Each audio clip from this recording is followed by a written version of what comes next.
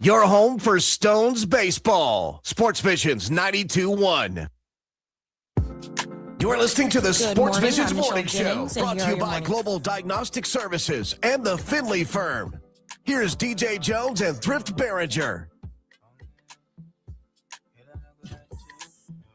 Good Thursday morning and welcome everybody to another edition of the Sportsvisions Morning Show. I am Walter and Betty Jones's baby boy, Daryl DJ Jones. Of course, my guy in the studio with me, they call him Richie Rich, but his real name, his government name is Richard Holdridge. Richard, good morning. How are you? Good morning, DJ. Great to be here in the studio with you as we get ready for the weekend. Ready for the weekend, indeed. I tell you, man, I'm excited because obviously there are opportunities now that we finally have a championship matchup for FIFA. The World Cup is set on Saturday. Spain will be going up against the reigning champions, Argentina. Yeah, Argentina did it again. They were able to get some big-time goals in the final duration of the game. They were down 1-0 to England going into the 84th minute, and they are able to get 2 goals, one in the 84th minute and then in extra time to end up getting the victory. And England came so close, but Argentina, they're the defending champions. They know how to win. So we got Europe against South America. That's as it lines up when you're talking about Spain versus Argentina.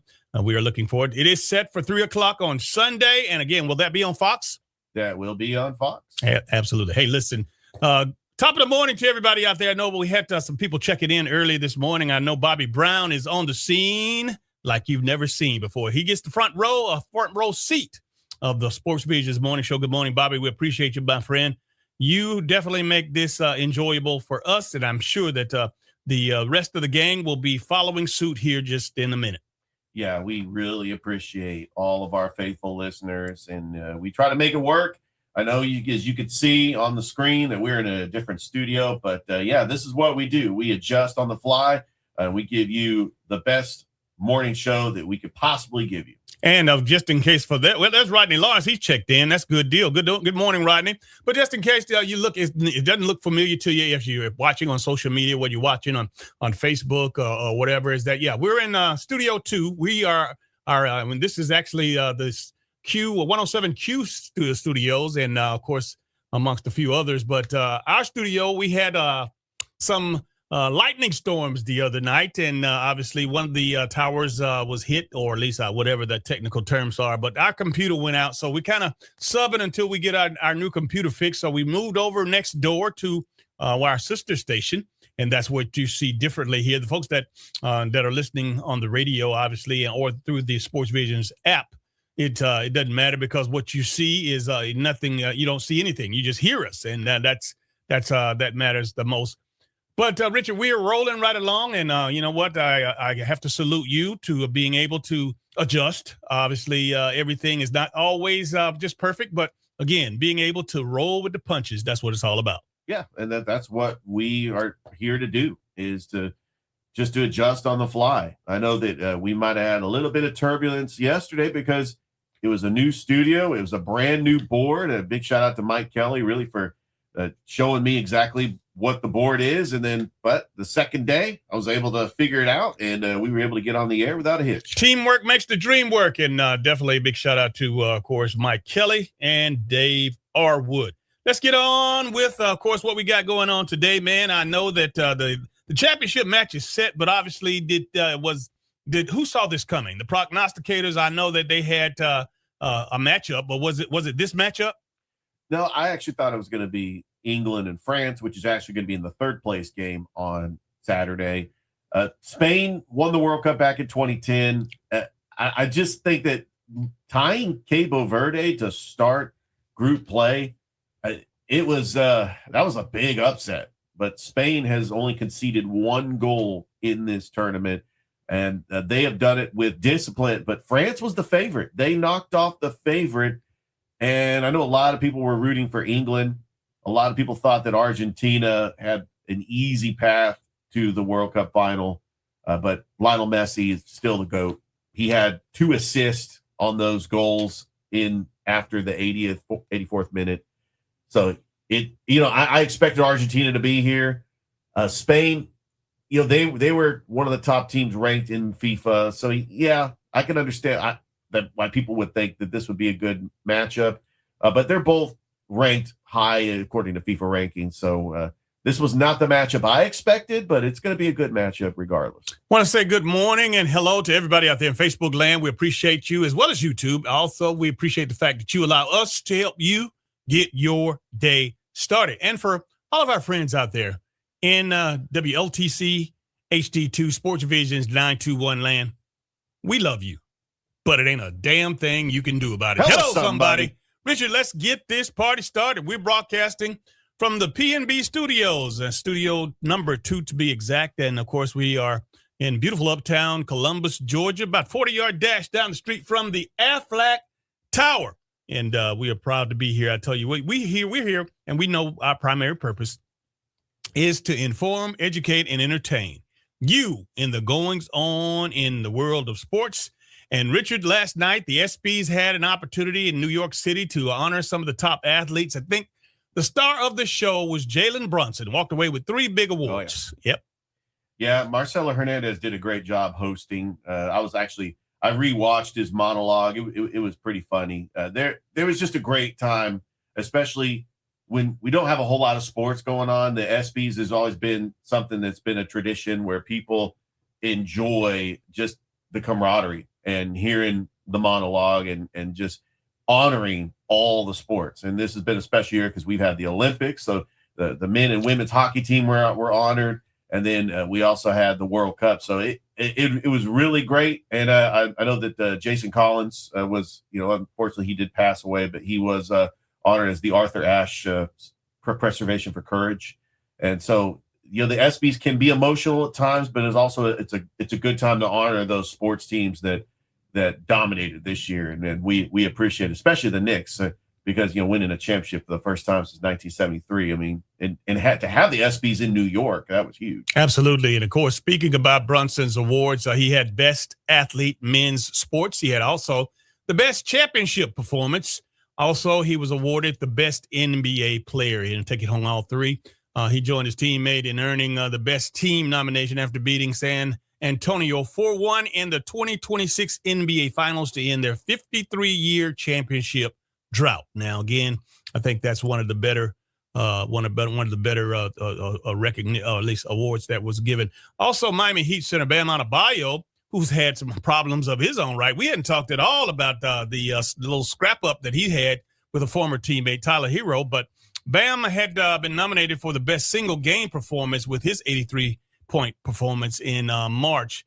And on the women's side, Las Vegas Aces Aja Wilson earned her second win for the best athlete women's sports, completed her second double after she claimed the best women WNBA player as well. Now, again, just a top honor. And now, would you think that obviously, would you say that the ESPYs is the award show, as far as athletics? Absolutely. It is, like, we love award shows. I love the Oscars. I love the Grammys. I'd put the ESPYs up there with those categories. I know that it's new. It's newer. It came about in the 90s, and, because it's ESPN and then the ESPYs. But when you think of the ESPYs, that is the award show when it comes to sports. It is indeed. It is indeed. Richard, you got some exciting things happening here. Of course, you want to give us your lineup?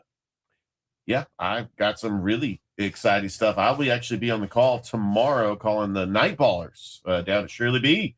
It's going to be the semifinals for the men and the women. We got the championship on Saturday. It's a busy Saturday because we also have the parade. But, as we get ready for fall sports for high school in a couple of weeks, we got media days coming up. I mean, that's about the most exciting thing I got going on. But other than that, I'm just grinding away and getting ready for the fall sports season. So calling Night Ballers, I know that's a local event, and I know that Curtis has done a great job of rolling that out this summer, and of course packing the weekends and giving folks something to do and then great entertainment from the local standpoint. But have you had the pleasure, or will you have the pleasure of calling a game that you maybe have called in the last couple of years of some players that you have called from high school? Oh, yeah. There'll be some familiar faces from some players that might have graduated a couple of years ago, but they decided to come back and play in this league, which has been a competitive league. We had a team from Columbus State.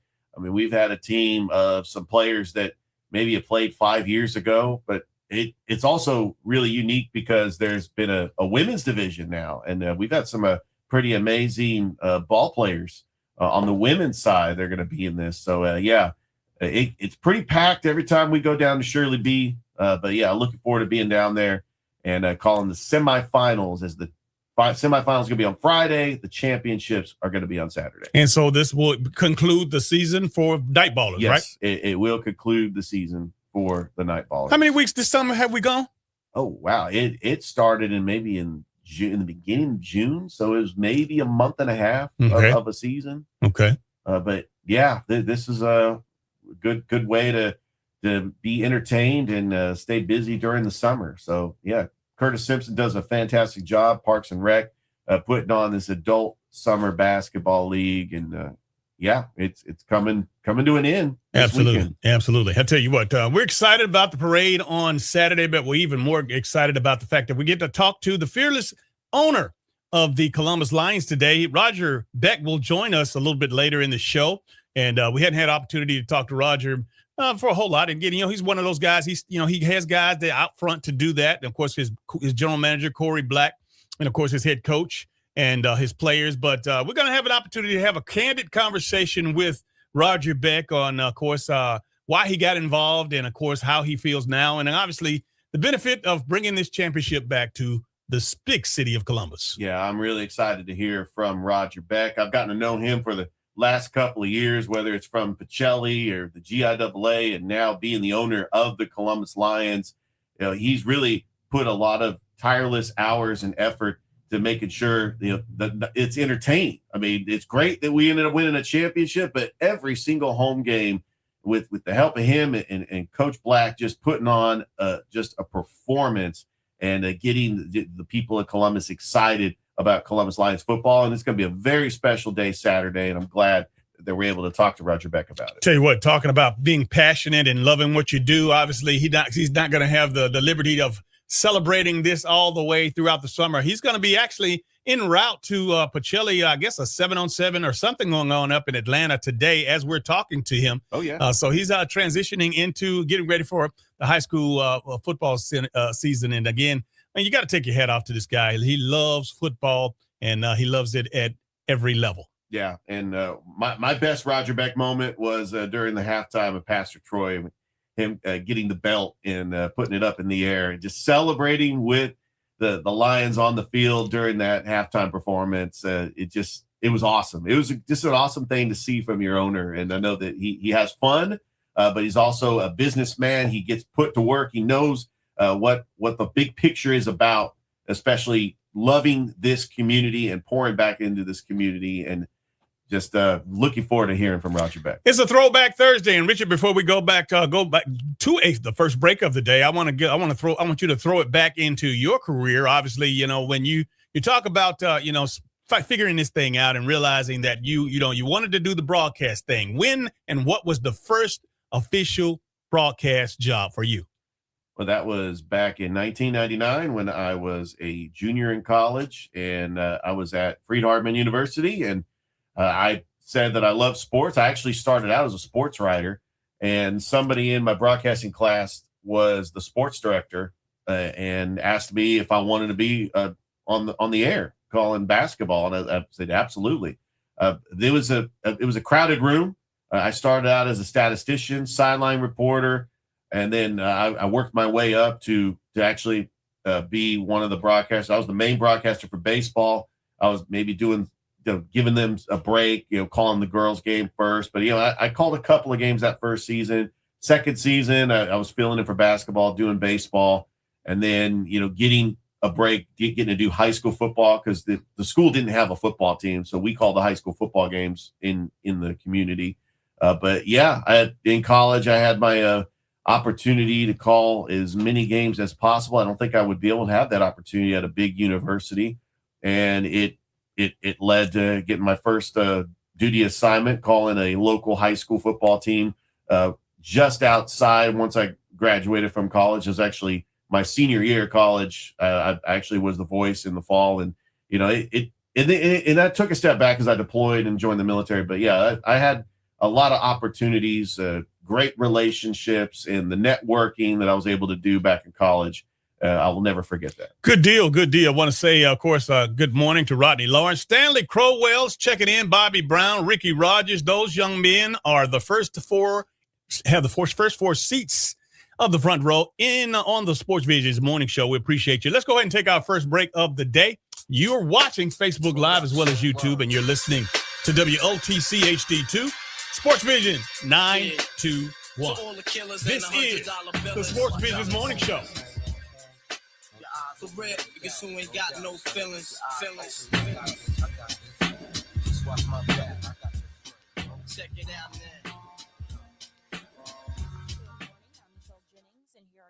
Headlines.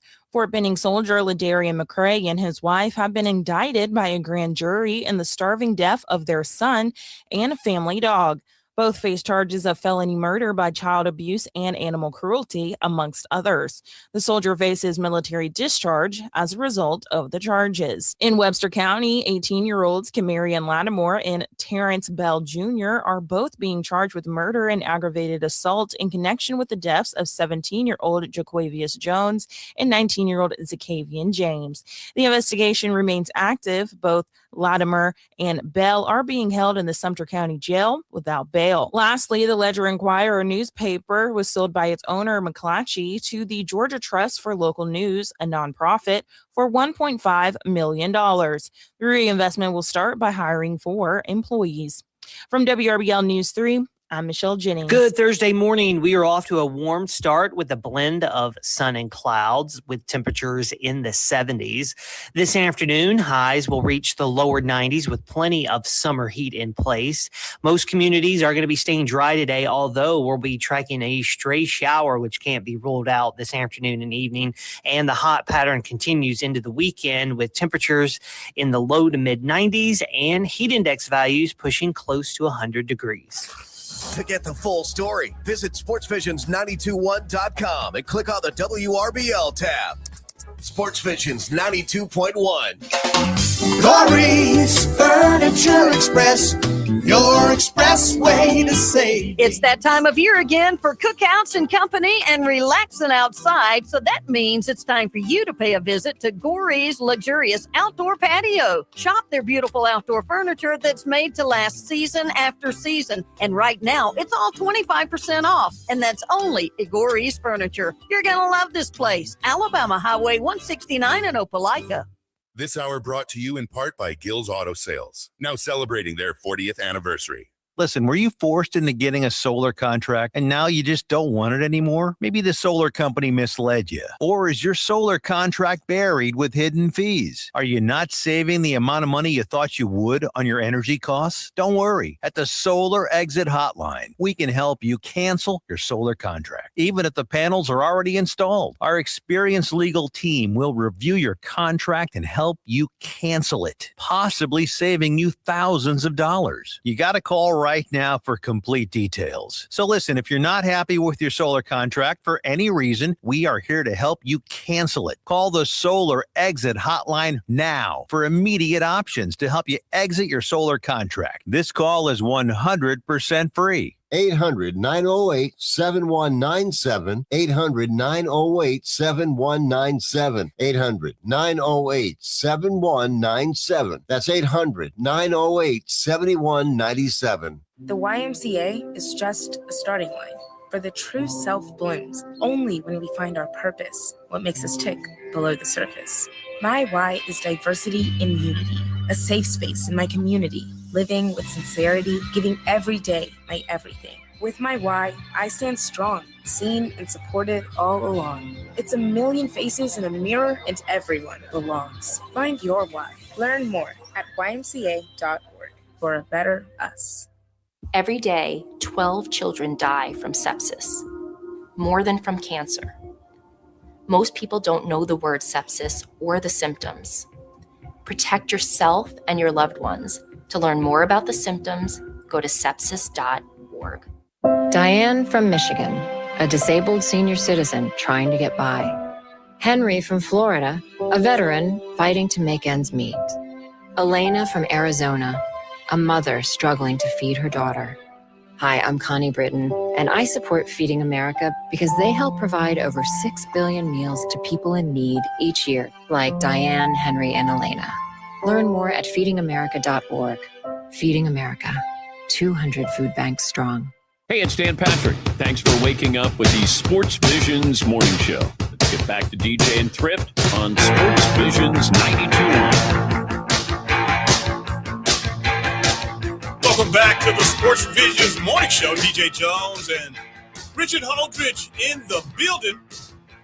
Richie Rich, I tell you, man, the whole FIFA thing, man, I have watched more soccer, I think, in the last couple of weeks that I have in the last several years, man, and I really want to give a big shout out to FIFA and all the folks at Fox and everybody that made it possible for, and I know that I am a sports guy, but I know people that probably don't like any sports at all, much less the traditional sports. I think that they have had an opportunity to stick their feet in the deep, or at least in the shallow waters of soccer. And again, I think it might be onto something. We were talking yesterday about, the impact that, this World Cup the matches will have made. And, it's going to turn a lot of novice fans into, interesting. And then, of course, the people that are the athletes and particularly from a financial status, like when parents and kids are getting introduced to sports, I think this soccer thing is going to be a big deal.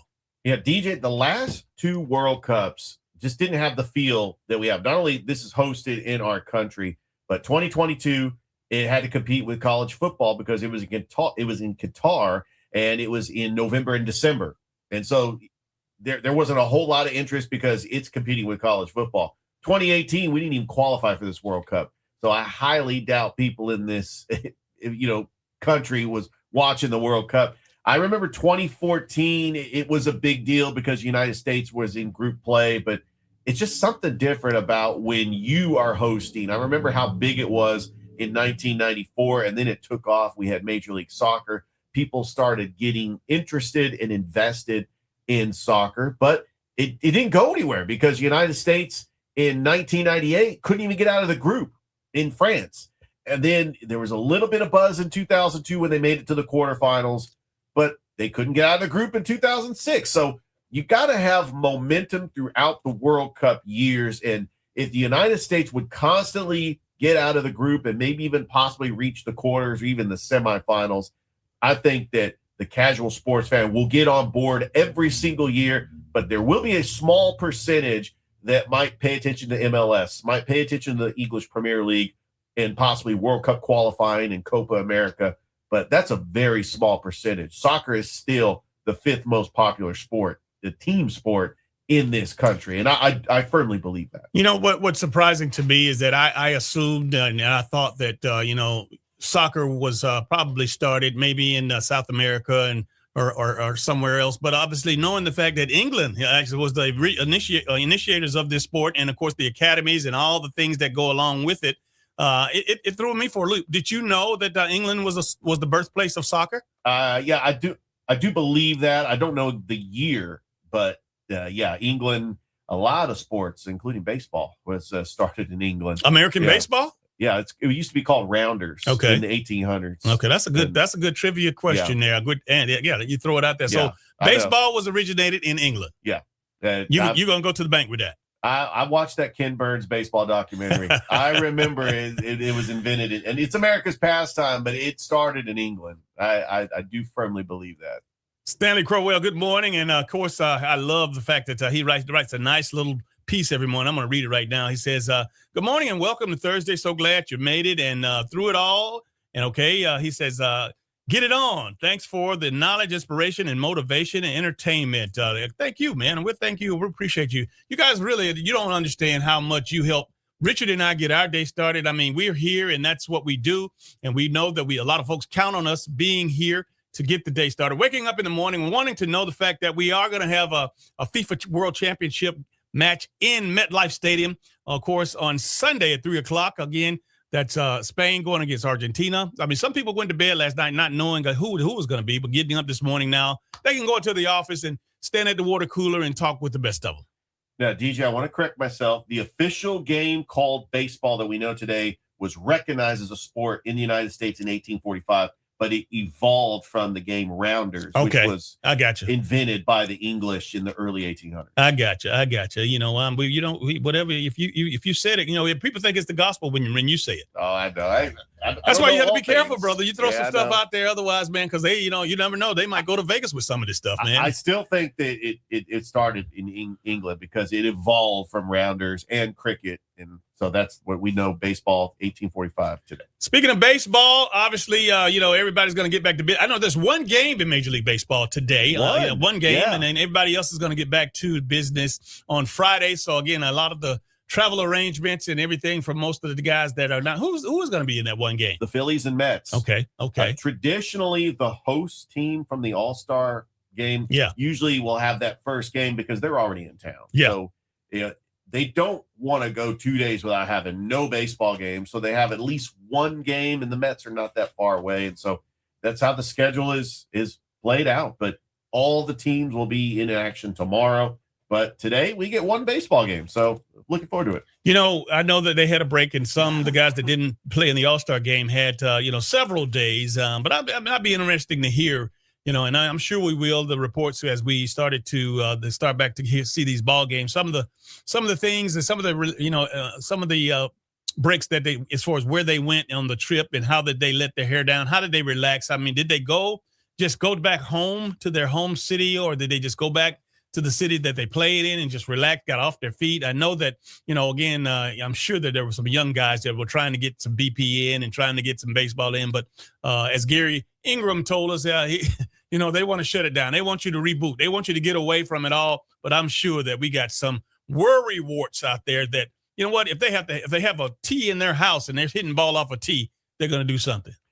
I'm hoping that these baseball players that had this time off, they treat it like dead week in high school, where they just don't do anything. But you got some worry warts out. I mean, for the most part, 99% of the players probably will kick back, but you're still going to have just, that 1% or that 0.5% of somebody just can't, just think it's something they need to work on. I mean, like I said, just putting it on the ball on the tee and hitting off the tee in their backyard or wherever they are. Yeah, I obviously a player that used to be like so fixated with his batting average. What used to be, I remember Alex Rodriguez be like, "Oh, I'm batting 334. I really need to bat 340," and he would like overanalyze, and people would say, but he was making All-Star games, so the time off it wouldn't matter for him. But there were stories about the difference of the player that Alex Rodriguez was. He overanalyzed everything when he was up to the plate. But I can imagine somebody that's kind of working on their craft, making sure, okay, I need to get my elbow up a little bit. I got to work on my swing, tweaking my swing just a little bit. But if you get in a rhythm, you don't want to end up messing up your swing. So this is just a perfect time for these players just to take the time off. Absolutely. All right, Richard, let's go ahead and take a break. When we come back, we're going to hear from a guy that obviously you all know, Terrence Flowers with CGY Sports. He is off and running. Of course, he's going to be doing some things a little bit different with his sports marketing company and broadcasting company. He was a guy that was on the scene in a big way years ago, streaming, actually one of the pioneers here in the city. But he's also he's had opportunity to experiment in the political world, and he's going to take a step back, and we're going to hear all about it in just a little bit. Don't go anywhere. You're watching Facebook Live as well as YouTube, and you're listening to WLTC HD2, Sportsvisions 921. We are your hometown sports guys.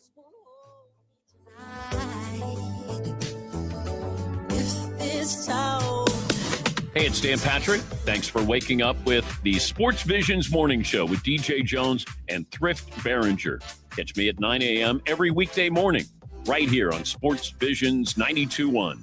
You know, Bear, everybody talks about price sells cars, and it does. But I tell you what sells cars better than that, and that's customer service. At Bratton Automotive, I'm going to be your personal sales representative. I'm Michael Bratton, and here we are the bank. Come see us today, and remember, everybody's going to leave with a smile. Celebrate America's 250th anniversary all month long at the grand opening sales event at the new Suns Chevrolet. Now open at 5730 Whittlesley Boulevard in Columbus. Enjoy 4th of July deals all month long, including 0% APR for 60 months on select models and big discounts across the lot. These limited time offers won't last long and inventory is moving fast. Don't miss your chance to save. Visit Suns Chevrolet today at 5730 Whittlesley Boulevard in Columbus. Together, let's drive. We got out of Washington State, and I think a week after, state went on lockdown for COVID. So then when we transitioned to Texas, it was very much so like, what are we going to do now? Operation Homefront has allowed our family to make something of ourselves again in the world after the military. It's completely changed the way our life is. It took us from a hopeless situation, and now we're homeowners. We have a savings account. I'm the first one to own a home out of my siblings. Visit OperationHomefront.org to learn more. This message is from the U.S. Department of Veterans Affairs. Did you serve in the military? If so, you can obtain a free lifetime pass to more than 2,000 federal recreation sites, including national parks, wildlife refuges, and forests. Getting a pass is easy. Just go to the National Park Service website, nps.gov, or the National Park Service app. Now, back to the Sports Visions Morning Show. Here's Denver Broncos 1987 AFC champion DJ Jones and Thrift Barringer. CGY Sports, Terrence Flowers. Good morning. How are you? Good morning, DJ. What's going on, man? Hey, man. Listen, I tell you what, man. I tell you, you have gone to the next level with regards to this whole social media deal, man. I saw you doing your thing during the political season, and it obviously it comes with a price, but you're willing to go there, and you took the chance, and you just showed just how talented and versatile you really are. It was definitely something different, but something also familiar. I was podcasting real hard with somebody who ended up being a would-be adversary, I should say. I love her, Frankie Foster. Me and her, we heavily covered Stacey Abrams' run for governor, and I was up under different guys, up under my Modest Steel Media podcast. But podcasting has been at the heart for what I've been doing, DJ, actually for quite some time now. Absolutely. And again, without getting all into it, I do want to know and see and feel how this experience, obviously this is the most recent experience of coverage. What kind of taste did it leave in your mouth? Did you learn anything new that you didn't know before? Yes, sir. So on this last escapade of podcasting through the political season, I actually learned a lot. I learned a lot about media when it comes to starting engagement, using my platform to, not so much as the monetization, but the conversation starter post, the information post, the education post, and just really, for lack of a better words, knowing how to guide my audience into whatever conversation I want to lead them into. So can you explain to me and the folks that are listening in the Sports Visions Nation, the jumps and as far as views and all the clicks and all the stuff and monetizing your program? I mean, is that something that because again, some people think it's just got playing the lottery. I mean, for every person that wants to do a podcast or go on social media and make posts and whatnot, your chances of hitting a home run or winning the lottery, you got a better chance as a snowball in hell trying to win it. So talk about your experience and how you were able to get your numbers up, the monetization part of it. You don't got to tell them all your business, but no, DJ, you the OG, man. Whatever you need, man.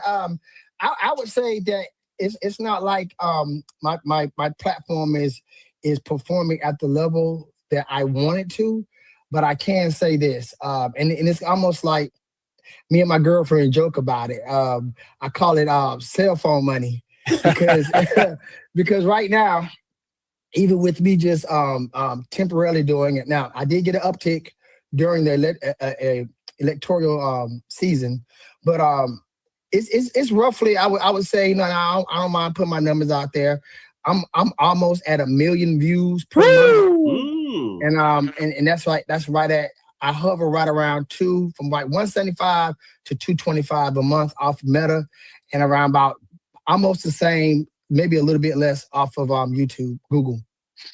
So I say roughly right at between $350 and $400 a month, just off doing what I love, and mostly got a hobby, because you do know, right now I'm recording in my brick and mortar business, 4.0 Fitness. So something that's basically a hobby, I'm making almost $400 a month consistently. Well, there you go, Terrence. Doing what you love. I love it. I'm also a podcaster myself. We go a ways back. We've been on the sports scene. You with CGY, me with Georgia Alabama Sports Live. I thought it was really cool that we got to collaborate last year for the middle school championship. I want to talk about the future of CGY, because I hope that you're still able to stream football games, because we can't cover them all. But you did a phenomenal job last year, really focusing on Kendrick. But you were there on Friday nights, live streaming games. I know that's something you still got, that itch to stream games, right? As CGY is definitely not going away. Am I correct? No, you're not. Unfortunately, this year I am going on hiatus from streaming the games. I thought last year, actually doing my last broadcast with Georgia, Alabama, I thought it was the perfect time to say goodbye. And I think I actually said that on the game that we streamed, that I was going to take a break. Just reiterating that. CGY Sports is going to go into another direction. And I know I've been on your show, DJ, several times. And just to know that CGY Sports actually started when my son, Dimitri, was 10 years old in elementary school playing for Eastway Cherokees. Dimitri is about to graduate from college. Wow. Oh, unbelievable. In May. So nice. that kind of shows you how long I've been doing this thing. And I just want to do something different, Richard. I want to cover athletes. If you didn't know, and I know y'all know this athletes, High Herald, High D1 prospect, Kingston Brown. I trained the Boogeyman. So I trained the Boogeyman when he was at Midland. I got content with him when I had him mic'd up and on the sideline when he was playing for Coach Edwards. I think Coach Edwards is at I think he's at Blackman now. I know he's not at Midland anymore, but stuff like that. Me being on the sidelines, I actually had a short-lived podcast called Sidelines, where I was just kind of getting the stuff that happens on the sideline, the coaches cussing kids out, but some of the coaches were like, hey, it's kind of a bad look. We cussing these little schools out, but that's what happens. But going back to some of that, I got a adopted son, Nehemiah Easley. He's getting a lot of looks right now. He's 6'2", going into 10th grade as a wide receiver, safety, playing for the Greenville Patriots up in Meriwether County. And y'all know the Natty, the big 4-time record-breaking champion, Big Nash. Yeah, there you go. I got a lot of things that I want to do with him and cover him and put him out there, because he's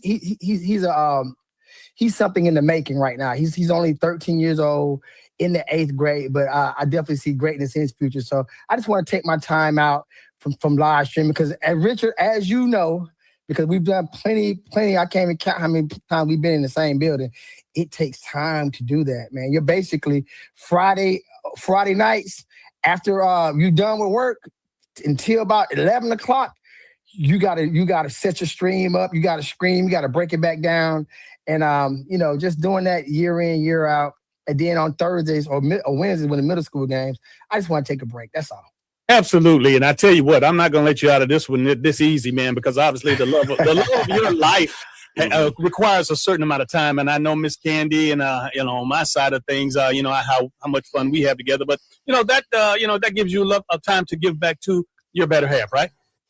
Most definitely. And, I wasn't going to say it, but since you brought it up, she's definitely part of the reason that I am taking a break. Not to go into too many details, but she definitely is all about restructuring. After you've been doing things so long, if you reached a pinnacle, she's all about restructuring and doing things differently. So she is part of the reason why I want to take a break this year. I will say that. Good deal. Let's spend some time for the folks that are just joining us and just hearing or just finding out about you, believe it or not, for the first time. Let's talk about your past and how, again, with regards to athletics and sports and covering and streaming and all of that stuff. You might have said it before. Like you said, you've been on. You're no stranger to this show, but there are some strangers that actually might be listening this morning that don't know your story and how you got started. Well, I got started being the camera guy, and I actually started with media, doing hip hop videos and taking pictures of hip hop artists. And at that time, my brother's kids were actually playing, and I was the uncle who had the camera. So of course, everybody wanted the film. Keep in mind, I've been a YouTuber since 2009. So I've been on a YouTube platform for a long time. I got like 26,000 on my YouTube. That's outside of CGY. I think I got like 5,000 on CGY Sports. But my main page was another name, which I've now named it after myself. But that was my main page before CGY Sports. I was posting videos on, and I remember CYF. We played Fort Benning. I know I've told this story on your show before, but I'll tell it again. Yes, we played Fort Benning, and I got an email from a colonel in the United States Army who was stationed in Germany, and he told me, "Thank you so much." He said he was overseas, and it was his first time ever seeing his son play, and he watched the link that I had put up, and then he asked me what did I want. Like, he wanted to send me something. I said, "No, sir, thank you for your service, for putting your life on the line for our country." And ever since then, man, I was like, back then, Richard, it wasn't no Georgia, Alabama name, it was just old Coach T Flow. So I really felt that it was a void in these games. These kids, outside of just their memories of the game, they didn't have no way of viewing it. So that kind of was just the catalyst for me start recording games. And I used to just pro bono go to all the CYF games I could, the high school games I couldn't, just record. And as time went on, I got better at my craft. I invested in more equipment, and I started to build a brand for myself. And somebody was like, "What's your name?" I was like, I was always saying it's the host of Most Coast to Coast, the GOAT. I added the GOAT later on, but the host of Most Coast to Coast, T Flow. And then they would ask, "What's your channel?" So I was like, I wanted to be simple, conservative. So I was like, Columbus, Georgia Youth Sports, because that's what I was covering.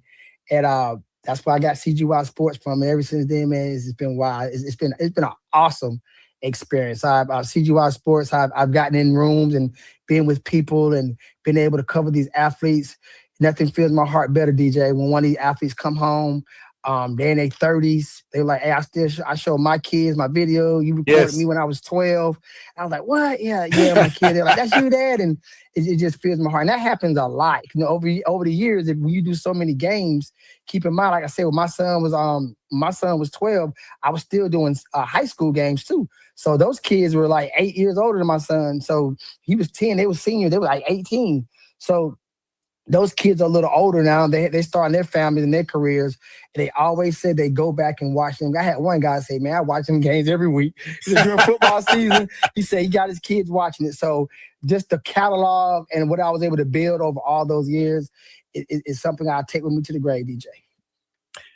Well, Terrence, I know that you're getting the itch to talk sports, and that's why I love your podcast, Bro versus Bro podcast. Is that coming back? Or when can we expect some of the episodes? Now that might come back. My brother, he's a hardworking man. He's like my brother. Everybody gonna say that their little brother's the best little brother in the world, but I truly have the best little brother in the world. Hardworking man, family man, and we just couldn't get our schedules together how we wanted them. But now he has some things clear up, so we are definitely bringing back Bro versus Bro, and we are going to add a local element. Kind of, I'm real good at sauce stealing. I steal me some barbecue sauce quick. So I'm be watching Georgia Bama scores. So y'all drop the scores when we do Bro versus Bro on Sunday. I've probably been and took your score sheet or something like that to get my fact, because y'all always are real accurate. So I will be stealing some of the sauce in the next coming month. So yeah, but Bro versus Bro is coming back. CGY Sports own Terrence Flowers is our guest this morning. on the Sportsvisions morning show. And Terrence, one thing about, this space that we're in, whether it's athletics, political, or whatever it may be, there's I've learned this over the many, many years that I've been around and covering sports media, is that you're going to get smoke. And, you got to be tough to stand in there. You got to put your big boy draws on, and, you got to withstand the parents. You got to withstand the coaches. You got to withstand the administrators and just the sports fans in general. This new experience, obviously, that political experience that you had, a few months ago to its entirety, do you like or do you feel a certain type of way about that? Or is the parents and the coaches, they got that more smoke in that arena? Political got parents and coaches way more intense. I would deal with parents and coaches 1,000 times to 1 versus the political arena. And let me say this. I understand, because when you understand the market, the game, you understand why people are so energized and in some cases fanatics. And I don't say that lightly, DJ, because I would say that the most of the people who I had problems with are people who look like me in the mirror and people who probably voted line for line everywhere out the same way I voted, except for maybe one category. But they let that one category cause so much division between me and them. And of course, like I said, with me being a monetized content creator, I use that to my advantage. I poke the bear a lot of the times just to get them to release, give them an outlet. If you feel that way about me, okay, well, tell me about how you feel about me. My thing was, if you followed my content outside of one joke I made, and I really made the joke backfired.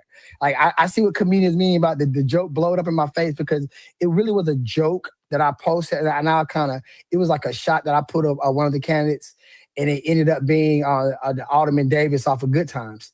And it was a joke just to kind of seize things down, but it really amped things up. But outside of that joke, everything that I posted about candidates was based off something that they said. If a candidate said that they were going to raise taxes, or they use colorful language like raise the millage rate, what I would do was, okay, King so-and-so say he's going to raise your taxes. How do you feel about that? And then, of course, I'll put the Coach T Flow narrative on it. That same pastor who's promoting him, will you be able to go to that pastor to help pay for that property tax once it go up? So it had everybody, with their hands up there, where. And but at the same time, it was based off of truth. And I could take clips from what that candidate said and put it out there, and then they would always twist it. Why are you against it? They could never argue the points I put out. They would come argue with the messenger. And that's the problem that I had. Hey, let's debate all day about what I said, but now you coming at me. I've never shied away from my past. I do have a criminal past. I have been to Georgia GDC twice, to be exact. But I've never shied away from that. And I think me being reformed for the last almost 20 years and pouring into the community, doing events, doing seminars for the youth, I think that stands more the test of time and a testimony to who I am versus any of the bad I ever did. So the political, and my girl hated it. DJ, when I say she hated it, it caused it caused problems. Like me and her, we don't have too many problems. Women gonna be women, but that caused a problem because she's never been around somebody who had so much attention. Like everywhere we go, either they loved us or they hate us. We went to African-American church, and when I tell you, when we walked in, we're like, you can hear a rat piss on cotton. Everybody turned around like, that's him. But come on, DJ, I'm from the streets, man. I ain't worried about none of that. So, I went there because my mom goes to the church, and my mom voted for one of the candidates. That's my mom. I love my mama. I did tell my mom, all right, I'm going to raise the table. Let me ask you for the money. So we laughed about that, but that's Ma Dukes, so that's who she voted for. So we never had problems. I was like a little mini station to one of the candidates here, and me and my clients, we never talked about it. Even though they saw the paraphernalia of the candidate I supported, I never put that on my candidates. So how some pastors put that on their congregation, you vote for who I vote for, I never put that at anybody in my gym. Somebody asked me a question, I would say inbox me on Facebook or something like that, but I never brought that energy here. So to answer your question, the political is way, way worse than parents and coaches. The worst thing I ever had about a parent was one parent asked me for footage of their child. I was like, foot. You can go watch it on YouTube. Well, technically that's my side. You record. I say, you better go look at the contract. You something CYF. That's my that's my property. But other things than that, folks just want stuff like that. Parents and coaches, they easy work. Political realm, it's a whole different monster, DJ. I wouldn't recommend it to nobody, to be honest with you. It's real stressful. Yeah, Terrence, I 100% agree with you. And it doesn't matter if you're from South Columbus or North Columbus. We all love Columbus. We want this city to do better. And that's why I really appreciated your political post, because people want to have less crime. It doesn't matter who you voted for. We want to see less crime. We want to see, good education. And I know that the data center is really causing a huge controversy. I'm not even going to go there. But to talk about why I'll go there. You go there? Okay. I live up in Midland, so it kind of affects me. It's going to very much affect you, and that's the problem. See, the problem is, not go too deep, DJ, but the problem is what affects you in Northeast Columbus might not affect me in Southeast Columbus. But we have to come together on a common ground and say, you know what? What we got together is this certain candidate is against what your best wishes, and he's also, or she, is against my best wishes. So we need to come together and say, hey, you know what? We might not agree on everything, but we feel strongly about these points and go from there. But it was so much division. And like I say, with us, speaking of African-American, it's something called legacy candidates. And we're real bad about that. We're real bad about that. Putting somebody into office just because they look like us in the mirror, even though when you checking out the boxes, they don't check out the boxes for what you believe in and what's going to help the quality of life between you and your family. So that was my whole thing, man. I live on these streets. I've been coming. My business been here since 2019. I've traveled these streets for the last 7 years, and even since the election, there was like a whole bunch of construction workers out there. They trying to get the roads ready. Man, since that election, you ain't seen nobody out there. So I know it was all a ploy. The same thing happened. I don't know if you remember in New Jersey, Governor Christie Bridgegate. He made a phone call, and they backed up the bridges on New Jersey, and it caused a whole traffic jam. And they were like, safety vehicles couldn't get through. To think that can't happen here is ludicrous. When I brought that up, like, hey, what nobody do that in Columbus? They very much so did. I see it. Like right now, Buena Vista Road is empty. All those workers, all that road pavement, all that stuff, nothing. They're not doing nothing. They haven't been. I've been watching it. Did you know I've been watching it? Oh, yeah. I watch it too. I live over there. Yeah, this is the first time I've said something about it publicly because I've been just watching. I've been documenting, watching. Week 2 now, I haven't seen a worker out there. But right before the election, that's all you saw was out there. So the political climate in Columbus is crazy, man. I'll be happy. And I'm not the kind of person to be mad about who was elected. I do anything that they need me to do to help Columbus better, but I just don't feel like, based off the time and tenure that they had and what they've been projecting, that's not going to make quality of life better for me and my community. Terrence Flowers is our guest this morning on the Sportsvisions Morning Show. And Terrence, let's do this because we got a couple of minutes left in the show. Let's talk about something that we can control, and that's, of course, your gym, and of course, one of the people out of your gym who is he's getting national exposure. Big Nash, man. Talk about Big Nash. There's some folks out there that don't know who he is, don't know where he's from. They didn't know you were responsible for this young man and his growth and development. So let's talk about Big Nash. I'm gonna talk about Big Nash, DJ, but I want to talk about mediocrity and greatness. Sometimes it depends where it comes from. Like I feel like, especially with my path, I always have to be greater than great. If you would have took any average coach that was in the city who took a kid from a novice, which means a beginner, never performed in the sport at all, to a national champion in less than 2 years, the whole city would be on it. When I say whole city, I mean Aflac, Sanovis, I don't know if they're still here, but all the major sponsors, it would be a major thing.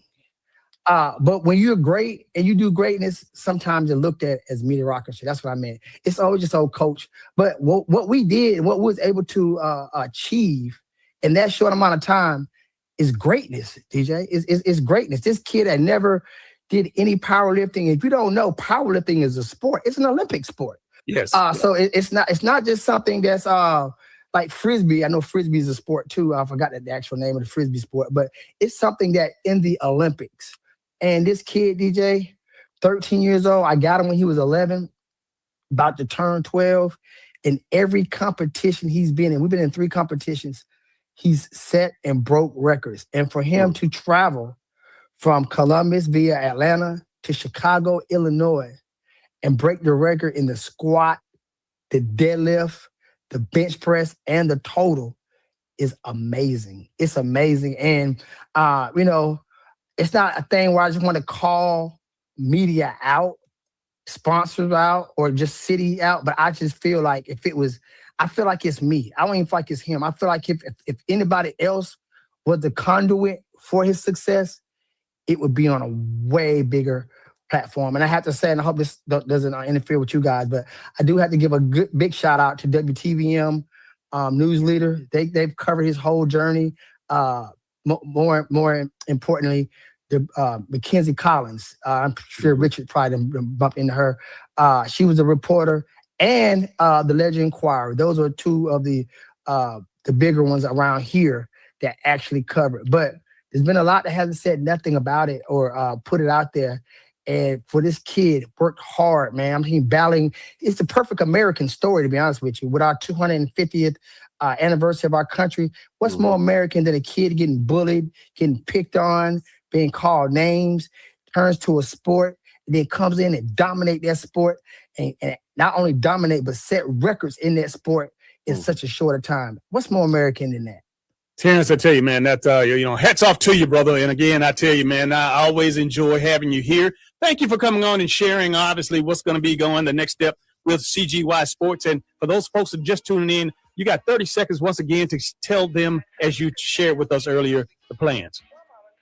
Okay, what's the host, most coach, the GOAT Coach T-Flow, who will be making sure we highlight your student athletes, your up-and-coming athletes. So if you want to get at me, make sure you inbox me on CGY Sports at Facebook or Terrence Flowers on YouTube. Terrence, hey, man, we enjoyed it. Thank you for waking up with us on the Sports Visions Morning Show, man. Keep doing your thing, my brother. Thanks, Richard and DJ. Y'all take care. Peace. All right. Terrence. A lot of my homies stuck in the pen for life of losing it. Call up your folks, you keep thinking about home. Recorder keeps repeating, there's a block on the phone. And all If it's local, it's on the Sports Visions Morning Show with former Georgia Bulldog DJ Jones and Thrift Barringer. Attorney advertised. Lake Swan, 4751 Best Road, College Park, Atlanta, Georgia. 921-200-7066. Paid actor dramatization. Top dog does not mean we are the best. No guarantees of success. It's a dog that I know. His name is Top Dog. If you ever need a dog, call him if you need one. It's a dog that I know. His name is Top Dog. If you ever need a dog, call him if you need one. Top Dog. Top Dog Law. He is not a cat. I repeat, he is not a cat. This is a dog you need. If you get into an accident, a dog you need. What you gonna do if that dog chase you? What you gonna do if that dog bite you? What you gonna do if that dog chase you? What you gonna do if that dog bite you? Top Dog Law.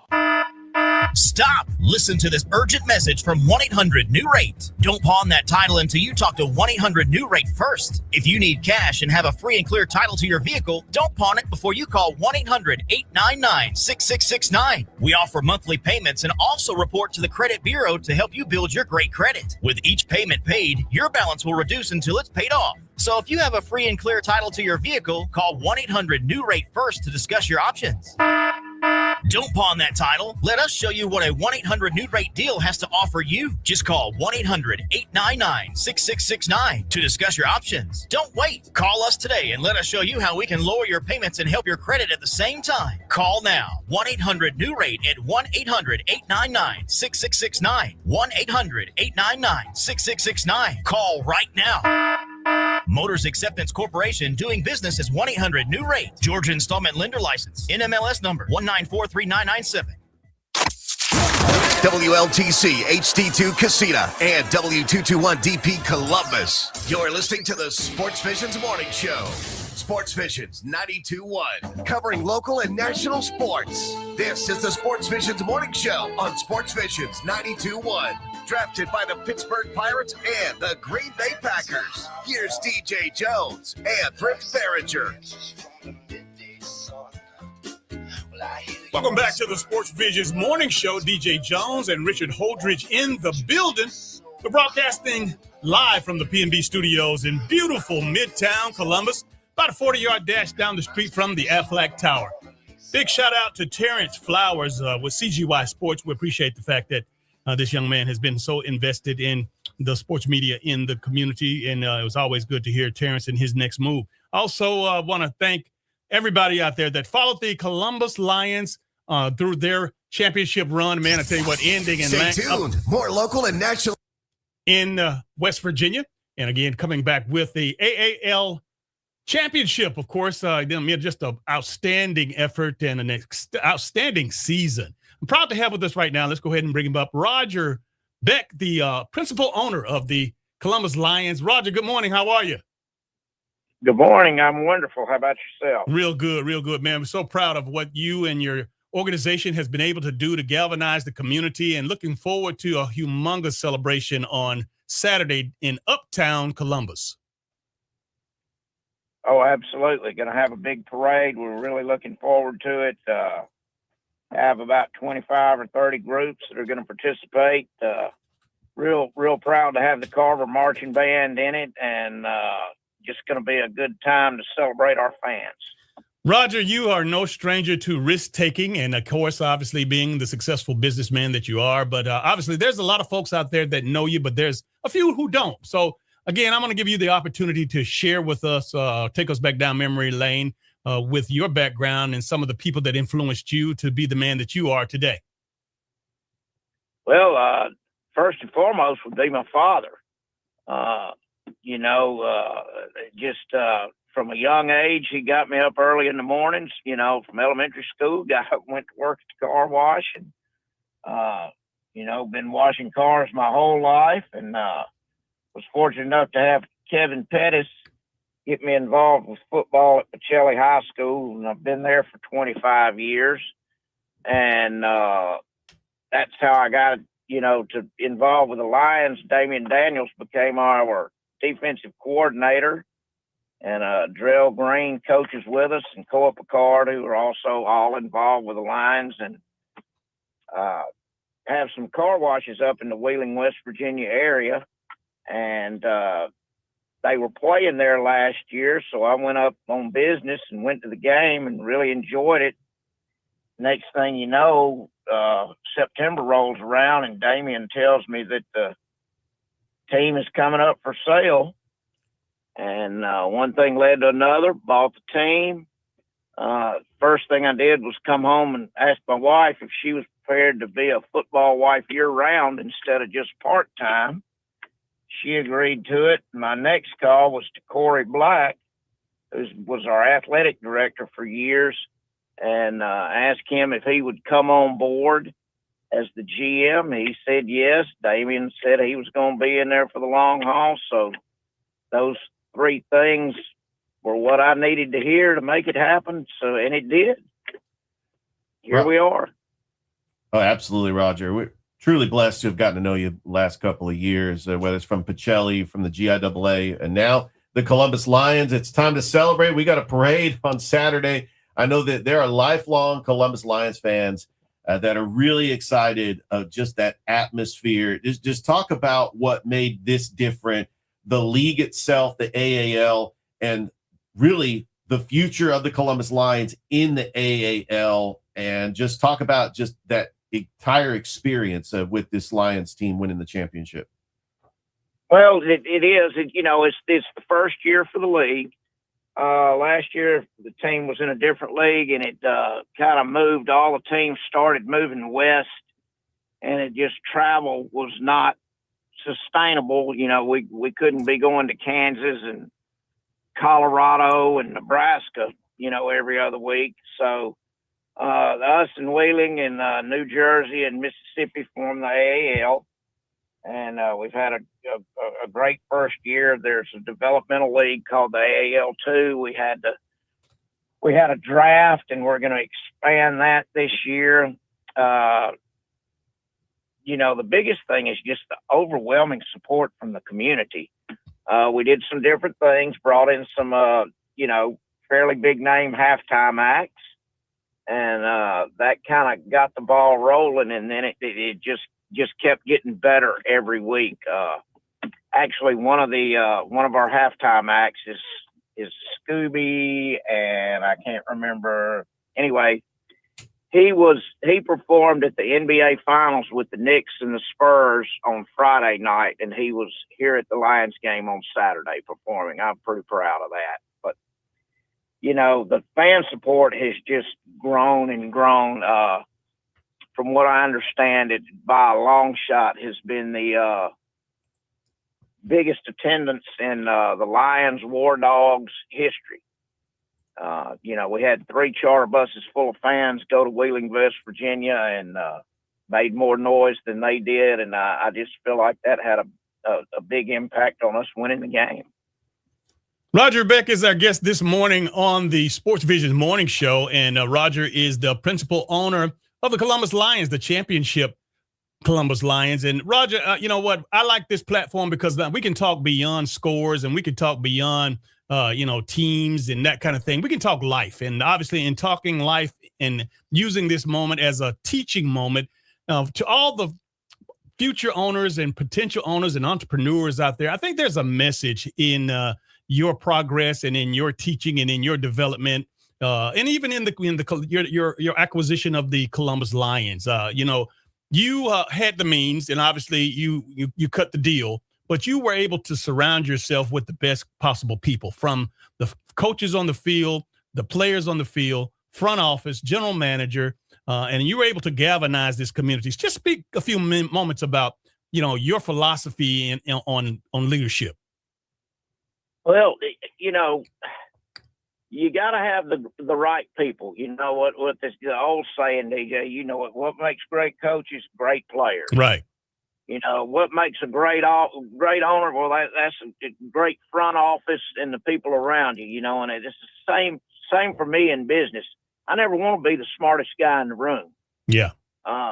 If I'm the smartest guy in the room, we're not real smart. So, I like to surround myself with good people, and man, do I have a great group with the Lions. It's like I said earlier, if Corey hadn't decided, if he hadn't agreed to come on as a general manager, I really don't think I would have done it. Same with Damian staying, because this was new to us, running the organization. Corey and I just kind of had to jump in the lake and swim. And, just the fan support. But, it's just, and I'll have to say this, the people at the Civic Center, the Columbus Civic Center, they were very helpful. That made the transition a lot easier for us, without question. But just everything about it, just have to have good people around you. If you think you can do it all on your own, well, you're gonna have a lonely path. Roger, I want to go back to the playoff game against Mississippi. Obviously, that, in my opinion, was the most attended Columbus Lions game I've ever witnessed since I've been here in Columbus. And you were on the field with Pastor Troy, and he had a belt, and it was such an incredible moment. Just talk about just that feeling and that emotion, that excitement being on the field, to see that crowd and to have Pastor Troy do a credible performance at halftime. Just talk about just the entertainment part of the game. Yeah, we want to win football games, but it was also entertaining that night. Well, that's what we've tried to do. We tried to make it entertaining. No knock on the past, but last year and the years past, the Lions were averaging, probably 500-600 people a game, and about 400 of those tickets were giveaways. So we knew we had to do something to get people in the building. And, we brought in the acts. We brought in Antonio Armani the first game, and we were a little worried about having to play a Thursday night game because, of hockey and other events. And So we brought him in, and he was fantastic. And that gave us a lot of momentum. And then we, put a good product on the field. The thing is, I knew we were going to be good on the football field. We were pretty sure of that, but we had to bring in the entertainment to get people in. And then once they come, they're hooked. I just can't say enough about once people started coming, it just steamrolled. And to those of you out there that have never been, you're missing out, because it's the most exciting thing you can do in Columbus. High energy, fast paced, hard hitting, and the energy is just unbelievable. Like you're talking about when I was running around out there with a belt, making a fool out of myself, But it was, the crowd was just, when I came off the field and Damien looked at me and we were getting ready to go back on the field for the third quarter, and Damien said, "Man, this is like a concert or something." It's been a lot of fun, and I just can't say enough about the fans, and I can't say enough about our players. They embrace it. They engage the fans. They sign autographs after the game. They're running down the sidelines, high-fiving the fans, and they're so good to the kids. And I can't say enough about those young men. When we travel, the restaurants we go in and at the airport, everybody compliments on how nice they are. And, everyone has great manners and very respectful. And that's the proudest I am of the organization. Roger, I tell you what, I take even more of a great deal of pride in this, because I'm one of the few people that are still around here that obviously was here and was a part of the original, indoor team, the Columbus War Dogs, as you may mention, and it was hard as hell to kick that off. And a lot of people are saying, well, how did Roger Beck and Corey and the Alliance do it? Let me tell you something. I'm just taking it from just my humble opinion, having home ownership, having a guy who has skin in the game, that knows the fabric of the community, that knows the people, being in and being the guy that cut the deals. That, I think that's all the difference in the world. Ed Randall was our owner with the Columbus Lions some 20-odd years ago, back in 2001, 2002, whenever that was. And I was a part of the front office. And, it's great to be able to have the resources. It's great to be able to write the checks. But when you don't know the people, when you're not a part of the community, and of course you got to hire people to do that, but the people that you hire is not the owner, that's a big difference. And I tell, I see it and I saw it. And you made the game more than a game. You made it an experience, from the time you drove up in the parking lot, from the kids and the tailgating to the pregame show, the game itself, the halftime show. It was tremendous, man. And I want to commend you again on all of that. But there's a lot of people out there, saying, well, what happened? What happened? No, what happens is that when a homegrown guy can take over a business, you have those relationships, you have those people that believe in you, and you, like I said, being a part of the fabric, you know what buttons to push. Well, and going back to y'all asking me about my influences, talking about my father and even going back to my grandfather, right. You got to make your customers happy. Mm-hmm. No matter what you do, you got to make your customers happy. And I've been told that I'm a little different on this from an ownership standpoint in sports in general, that, every game, I went to every suite holder and thanked them for coming to the game. I walk around in the stands and tell the fans, thank you. And I truly mean it. Thank you for coming. Yes. For being part of this. I want to shake their hands. I want to know their names, It's like you said, me being here and knowing people about 80% of Columbus, I've probably wiped off the bumper on your car at some point. And, the overwhelming support and just, kids coming up and wanting to take their photo with you and all is very humbling. And, but it's just so much fun. And it truly is. We truly are a family. You get down there, everybody just loves each other. Yeah, Roger, you were absolutely right. We are truly a family, whether it's going to the coach's show at Poor Decisions every Wednesday night. But I'm excited because on Saturday, we've got a parade to honor the Columbus Lions. What are we expecting? And I know it's at 11 o'clock over in downtown Columbus, and just talk about just preparing to celebrate the Columbus Lions with this parade on Saturday. Well, we've had overwhelming support from the community and businesses. You know, we're going to have 2 or 3 floats. You know, the players are going to be there. You know, our quarterback is, you know, he's in Indiana right now. Well, he's going to fly in just to come to the parade. You know, we've got, like I said, we've got the Carver Marching Band going to be there. I don't know what this group's called, but the guys that have the slingshots, 3-wheeled motorcycle, whatever you call them, they're going to come. That's pretty good. There's a big Jeep club in town that's coming. Several different businesses. I think we have about 25 groups signed up to be in the parade so far. Going to be a lot of fun. Well, Roger, thank you so much for, of course, spending time with us this morning. But I can't let you get out of here without giving you the opportunity to speak to the masses. They say you got to hit when the fire is hot. The fire is hot right now. So I want you to give your ask, your plea to the businesses out there, the people that did business with you this year, the sponsors, and the people that didn't, and they were sitting on the fence. This is a perfect opportunity to, of course, be a part of a championship organization, a homegrown, a home-owned team. And I want to let you close this interview out by, giving you a minute or so to say whatever you need to say to them. Because again, you got to get butts in those seats. You got to continue to get sponsors, and you got to continue to build on this great, great project. Oh, well, I can't thank the sponsors enough. You know, some people kind of took a chance on us. You know, we did have some sponsors that said, well, you know, in the past there hadn't been many people there, but we'll go ahead and do it. Like you said, local, they knew me, so some of them did it as a favor. But I've had them now, you know, people are clamoring to get the suites again. And we sold out all our suites. But I've had, you know, several of the businesses have helped promote us.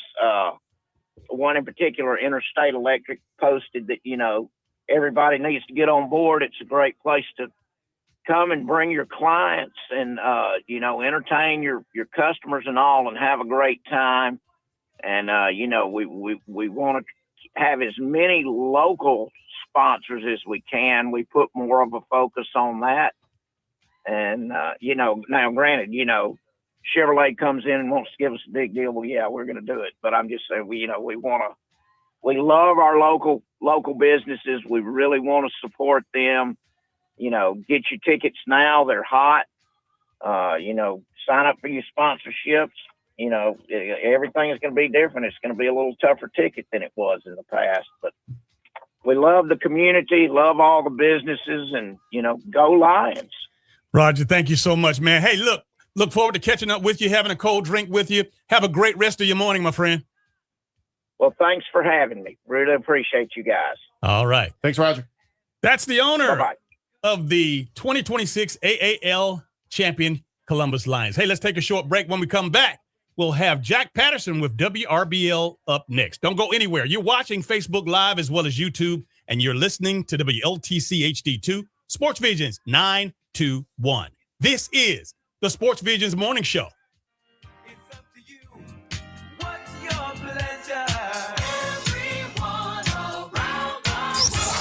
Stay tuned. More local and national sports coverage next on the Sports Visions Morning Show. Sports Visions 92.1. Good morning. I'm Michelle Jennings, and here are your morning headlines. Fort Benning soldier Ladarian McCrae and his wife have been indicted by a grand jury in the starving death of their son and a family dog. Both face charges of felony murder by child abuse and animal cruelty, amongst others.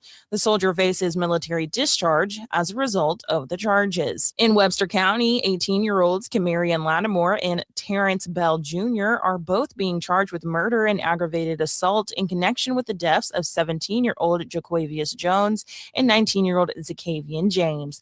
The investigation remains active. Both Latimer and Bell are being held in the Sumter County Jail without bail. Lastly, the Ledger-Enquirer newspaper was sold by its owner, McClatchy, to the Georgia Trust for Local News, a nonprofit, for $1.5 million. The reinvestment will start by hiring 4 employees. From WRBL News 3, I'm Michelle Jennings. Good Thursday morning. We are off to a warm start with a blend of sun and clouds with temperatures in the 70s. This afternoon, highs will reach the lower 90s with plenty of summer heat in place. Most communities are going to be staying dry today, although we'll be tracking a stray shower, which can't be ruled out this afternoon and evening. And the hot pattern continues into the weekend with temperatures in the low to mid 90s and heat index values pushing close to 100 degrees. To get the full story, visit sportsvisions921.com and click on the WRBL tab. Sports Visions 92.1. If it's local, it's on the Sports Visions Morning Show with former Georgia Bulldog DJ Jones and Thrift Barringer. Hey, it's Dan Patrick. Thanks for making us your home for local, regional, national sports talk in the Chattahoochee Valley.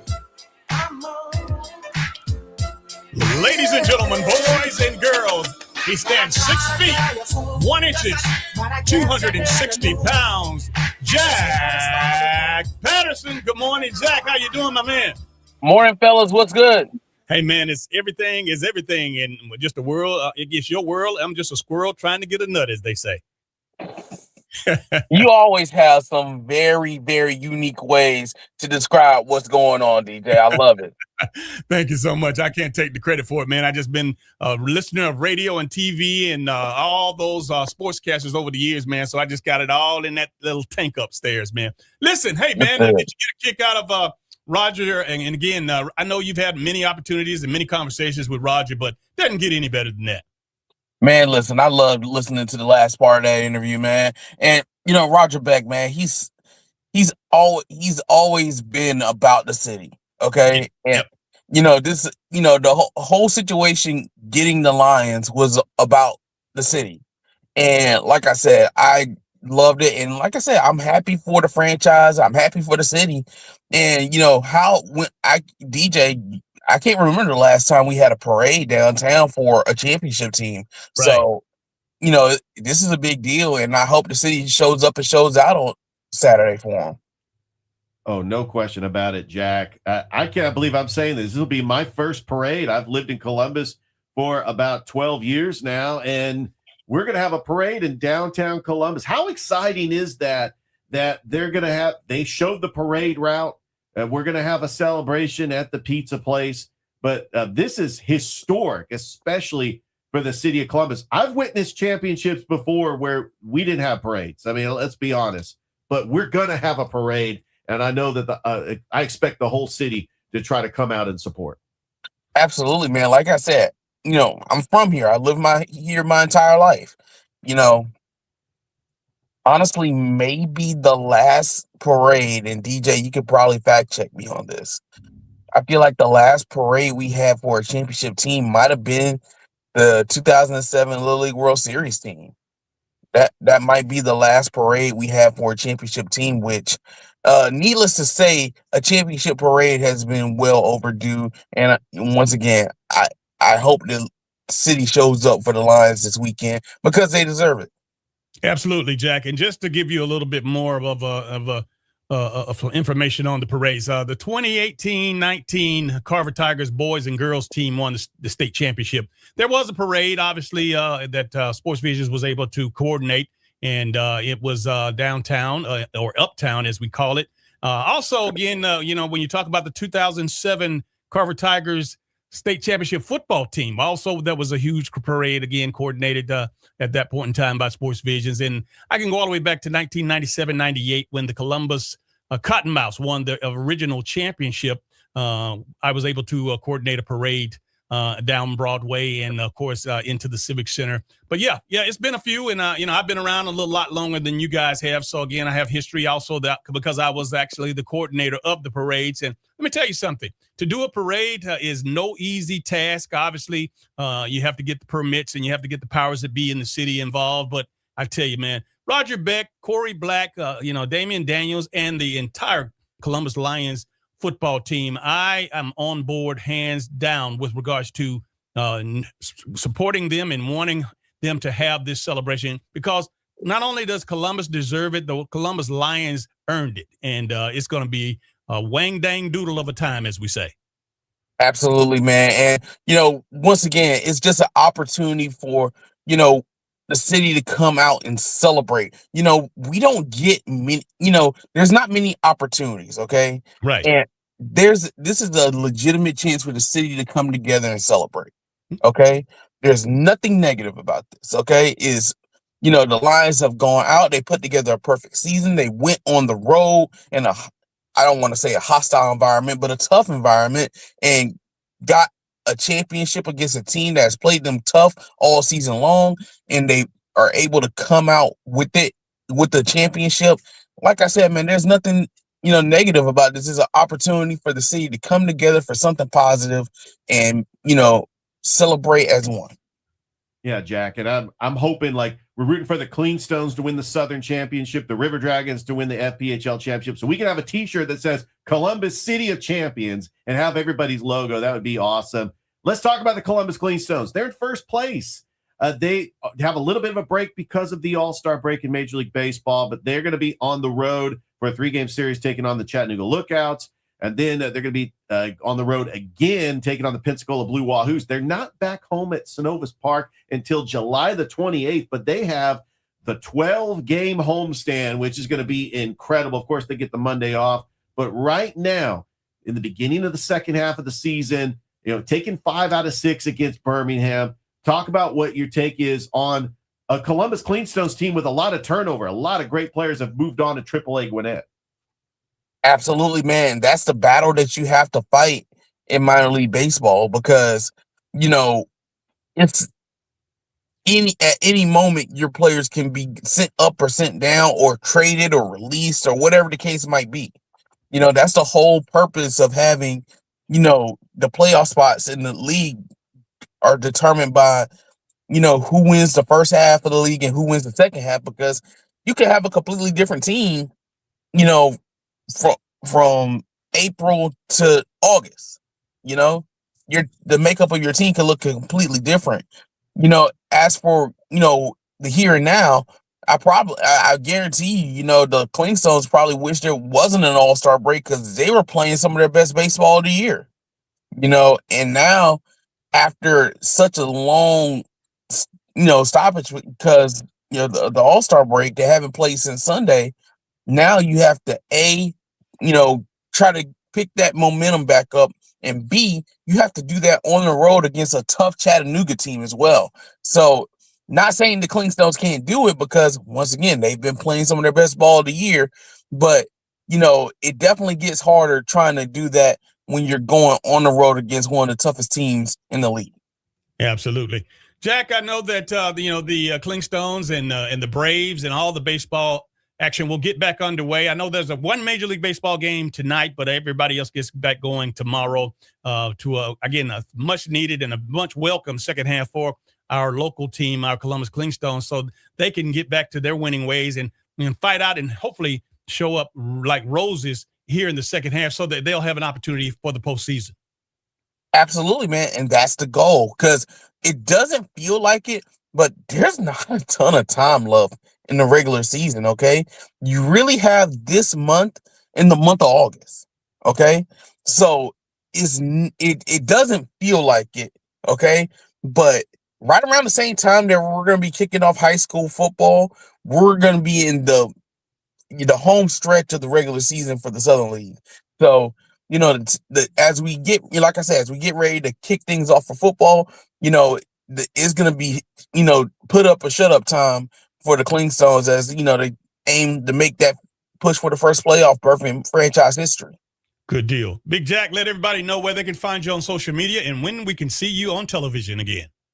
Absolutely, man. So you can follow me on Twitter at JPattersonTV, Facebook at Jack Patterson Sports, the sports teams at WRBL News 3 Sports on both Facebook and Twitter. And watch us on TV tonight, WRBL News 3, CBS affiliate here in the Chattahoochee Valley. Before we go, DJ, I want to give a shout out to former Northside Patriot Malachi Hosley. He's going to be at ACC Media Days for Georgia Tech later today. So you definitely want to catch it. I don't, probably ACC Network is probably where they'll have it. We'll make sure that you'll hear from him tonight on WRBL as well.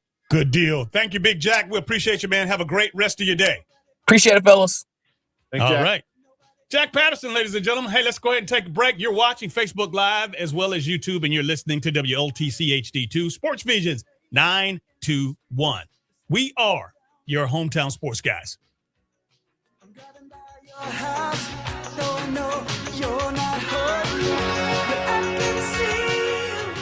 Hey, it's Dan Patrick. Thanks for making us your home for local, regional, national sports talk in the Chattahoochee Valley. This is Sports Visions 92.1. Celebrate America's 250th anniversary all month long at the grand opening sales event at the new Suns Chevrolet. Now open at 5730 Whittlesley Boulevard in Columbus. Enjoy 4th of July deals all month long, including 0% APR for 60 months on select models and big discounts across the lot. These limited time offers won't last long and inventory is moving fast. Don't miss your chance to save. Visit Suns Chevrolet today at 5730 Whittlesley Boulevard in Columbus. Together, let's drive. Do you have a car sitting around you want to get rid of? Then here's a great idea. Donate your car and help veterans and their families. Yes, one fast call to the Veteran Car Donation Program and we'll come and remove your car for free. Fast, free towing, and 24-hour response. You can donate most cars, trucks, or SUVs in most conditions. The proceeds raised goes to help active military, veterans, and their families, and you get a tax deduction. All you need to do is make this free call. Get rid of that old car and help the vets. We make it easy. Make this free call now and book your fast and easy pickup. Call the Veteran Donation Program now. Donate your car and help veterans and their families. Operators are standing by. Here's the number. 800-890-7021. 800-890-7021. 800-890-7021. That's 800-890-7021.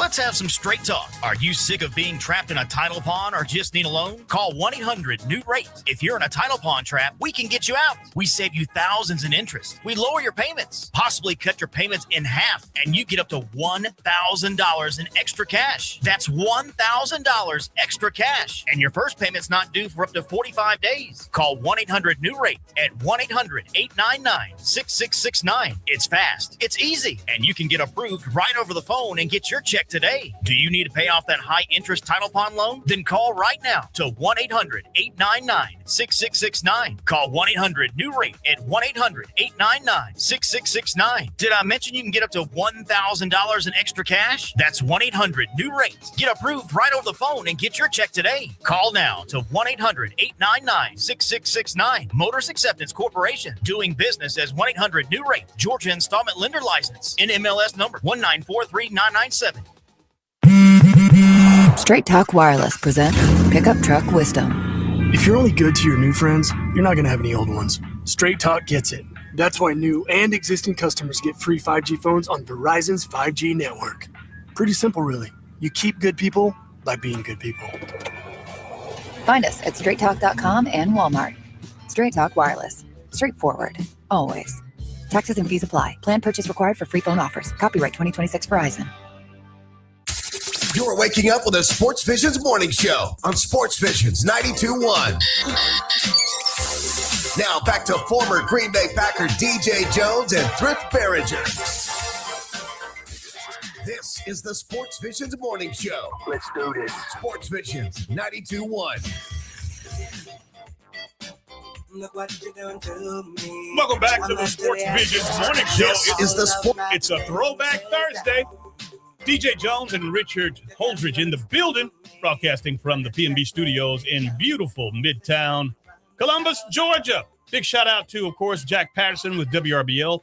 Roger Beck, how about that, man? Really a heart-to-heart conversation with Roger. And again, man, you got to love the guy. If you didn't know him already, you got a sense of understanding of who he is and why he has been so successful. And man, I tell you what, I enjoyed that talk with Roger. I really did too, DJ. Roger Beck truly loves this community. He's poured his time and effort into the Columbus Lions. Pacelli, I've gotten to know him from Pacelli and the GIAA. Every time we do GIAA championships, it's presented by the Beck Center, and that is an incredible facility, which he uses for indoor facility for Pacelli and also the Columbus Lions office over there. So it works out great, and it was just great that Roger Beck was able to come on the Sports Visions morning show to chop it up. And I've always enjoyed Roger Beck and what he's stood for in this community, and it was a great interview. Absolutely. Of course, when you're talking about going to battle, Roger obviously went to battle with a couple of guys. You hear the term all the time. Hey, look, if I'm going down the dark alley, I want a couple of guys with me. Well,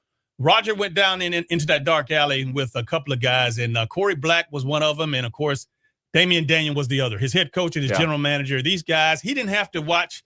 He didn't have to micromanage these guys. He let these guys be who they are, and of course, let them expound on their expertise. And of course, from player personnel and coaching, Damian had that covered. He had a history of doing so, but he just didn't have the management team and the resources behind him. Corey obviously has a figurehead, a general manager, a supervisory type, supportive mantra, if you will, because again, from his CB Hoops to his last athletic directorship term at Pacelli to him being a championship winning basketball coach. I mean, this was one hell of a doggone, I don't know what you call it when you're just a mixture of men who knew what they were doing, who were confident in their abilities, and they went out and executed. Oh yeah, they definitely did. And when you surround yourself with great people that you trust, people that you've known for a long time, that's what Roger Beck did. Corey has been his right-hand man, and he did a fantastic job as a general manager. David Daniels, he was already the coach under the previous ownership, but he had all the tools and resources to be successful, and now we could say the Columbus Lions are national champions. And I tell you, man, another thing that stuck with me is that Roger talked about he's been, washing cars and since he was a young boy. Yeah. He grew up in the business with his dad. So he knows the work ethic of, going out and working hard, getting up early and staying in late, putting in the work, man. That's what it's all about. And I love those stories. And again, to end up as a champion in arena ball from washing cars as a young kid for his dad, that's a hell of a story, man. And again, I'm gonna run with that. That'll be in the think tank for a long, long time, and I'll be able to tell that story over and over as I talk on this show and others to help people understand that there's more ways to skin a cat. Oh yeah, it's a truly incredible success story. Somebody that worked hard to pay all the dividends that it paid off for him, and it's basically when you put in the work and you have just a great team around you, you could succeed at anything. And he has done a fantastic job with everything that he's done. And that's why we appreciate Roger Beck in this community. Also, big shout out to Terrence Flowers with CGY Sports. You guys have probably, made notice of him in this most recent political race, mayoral race. And, he was out there on social media in a big way, locally and particularly. And basically, he surprised a lot of people, and he surprised me with his versatility of being able to not only be a sports guy, but to go into the political arena and do that type of thing. Yeah. But the fact of the matter is that, he is not afraid to take chances. And again, I know that he took some lumps and bumps, but he also has some good things to happen. Obviously, I think his social media presence spiked way beyond his belief, and it obviously is now going to stay with him as he moves on to his other endeavors. But you know what? I realize and respect him. Been knowing him a long time, and again, as one of the true pioneers as far as the streaming. I know that Georgia Alabama Sports Live with Thrift, and of course you, Richard, and the Mike and Ricky and all those guys that have been been a part of Georgia Sports Alabama Live. But you guys are standing on the shoulders of a guy like Terrence Flowers, and obviously for those of us who've been around a while, we know and understand that. And again, you guys do an incredible job, but it's also very important that we definitely give credit to those who were in the initial stages. DJ, I'm glad that we did the replay on that interview we did a couple weeks ago on Terrence Flowers, because it's a pretty good segue, because guess who's going to be my next guest on the Sports Beat? Who? Terrence Flowers. Good deal. Good for you. I'm excited. Yes. I'm gonna put up the promotional flyer on my Facebook page. Yes. We're going to do the interview this week. It's not going to drop till next week, but I'm really excited to get to know Terrence Flowers even more than I haven't already. I've known him for a couple of years now, but to tell his story on a different platform. And I'm glad that Terrence Flowers is going to able to come on my podcast. I'm excited. Not only am I happy for Terrence and his growth, I'm happy for how you're starting to, lift your wings and fly. Again, I know that you have been a very integral part of what we do here with Sportsvisions, as well as Georgia Alabama Sports Live with Thrift. But, your podcast, Sports Beat with Richard Holdridge, proud of you, man. Keep doing what you're doing. And I do want to say this. There is a clip that's on TikTok. Philip Jordan was on yesterday that's about to go viral. Philip Jordan has a hot take where he thinks he says I think Lane Kiffin may not stay at LSU that long. It could if Alabama or Texas ever comes open. And I'll tell you the backlash from LSU fans, Alabama fans. He ain't coming to Alabama. LSU fans are like, I can't believe that he's going to stay at LSU for life. You know, I love how these sports fans. It's a hot sports take, but these sports fans they take it so personally. But keep it coming. Keep the comments coming because the views are just astronomical. And it's gone. I've never had a viral clip on the Sports Beat. This is the first time I've had a viral clip, and I'm proud of that. Good deal. Good deal, Richard. Good deal. Looking forward to it. Now, when is the next time that actually we will have an opportunity to see the podcast? All right, so I drop new episodes Mondays and Wednesday nights on my Facebook page and a YouTube channel. The Terrence Flowers interview is going to air next Wednesday. Wednesday is my day where I have guests. Monday, I just recap everything that happened over the weekend. I do my sports movie review. I talk about everything and previewing the upcoming week. Wednesday is more focused on guests. Good deal. Good deal. Now, I want to talk a little bit about, we've got a few minutes here before we got the next break. I want to talk a little bit about, the media days. Obviously, the SEC media days will be starting on next Monday, but obviously there have been some media days that have already kicked off. I know that, the ACC media days is coming up. We also have a local kid that has been a part of our broadcast, have been a part of our storytelling. And Malachi Hosley with the Georgia Tech Yellow Jackets is a running back that I understand is going to be at the ACC Media Days. Yes, ACC Media Days kicked off yesterday in Charlotte. It's 3 days. They have 6 teams. They go one day because there's 17 teams in the ACC. But Georgia Tech, today is the day. I'm so excited that Malachi Hosley is going to be a part of ACC Media Days. Remember, he was on the Sportsvisions morning show. Very well-spoken. Said he wanted to go into broadcasting. I think this is a great choice to have Malachi Hosley as one of the representatives for Georgia Tech.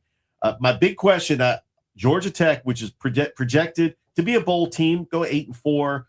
Buster Faulkner losing the offensive coordinator of Florida. I'm wondering how that's going to affect them. Hopefully, Brent Key's got a plan in place.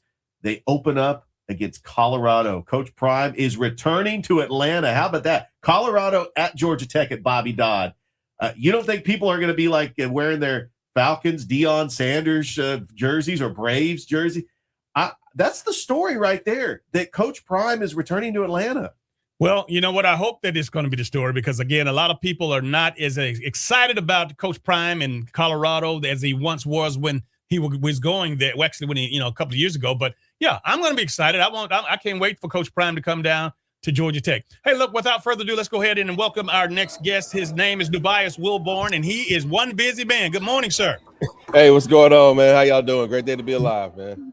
Great day as well. Hey, listen, man, I know that, you're busy, and but you've got a great opportunity, and I just wanted to have you on to stop by and share with the Sportsvisions Nation. What do you got up your sleeve, man?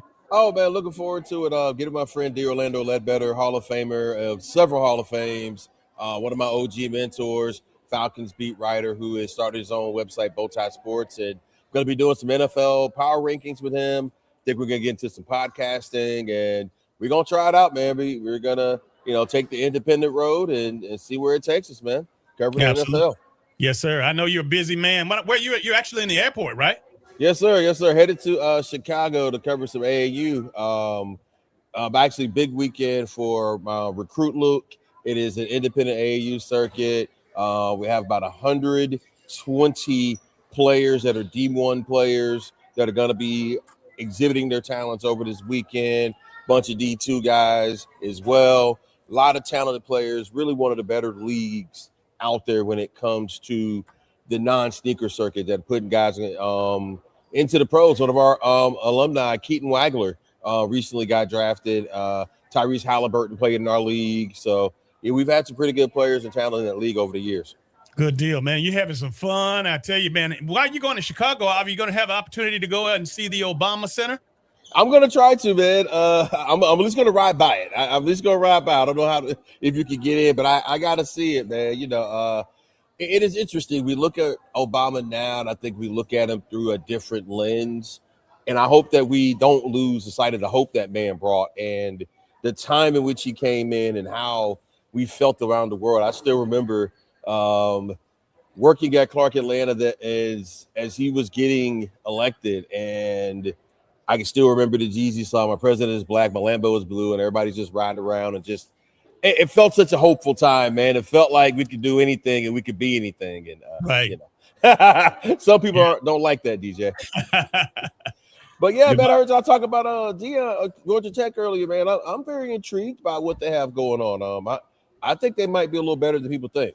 I like the Mendoza kid at quarterback. I like what they're doing with their program. They're always going to have struggles when it comes to the money because, I mean, they're not UGA. You know what I'm saying? And they never will be. It's similar to how, Auburn would never be Alabama. However, I do think that there is space for Georgia Tech, especially in the NIL world. But I am curious because they're going back to wearing Under Armour.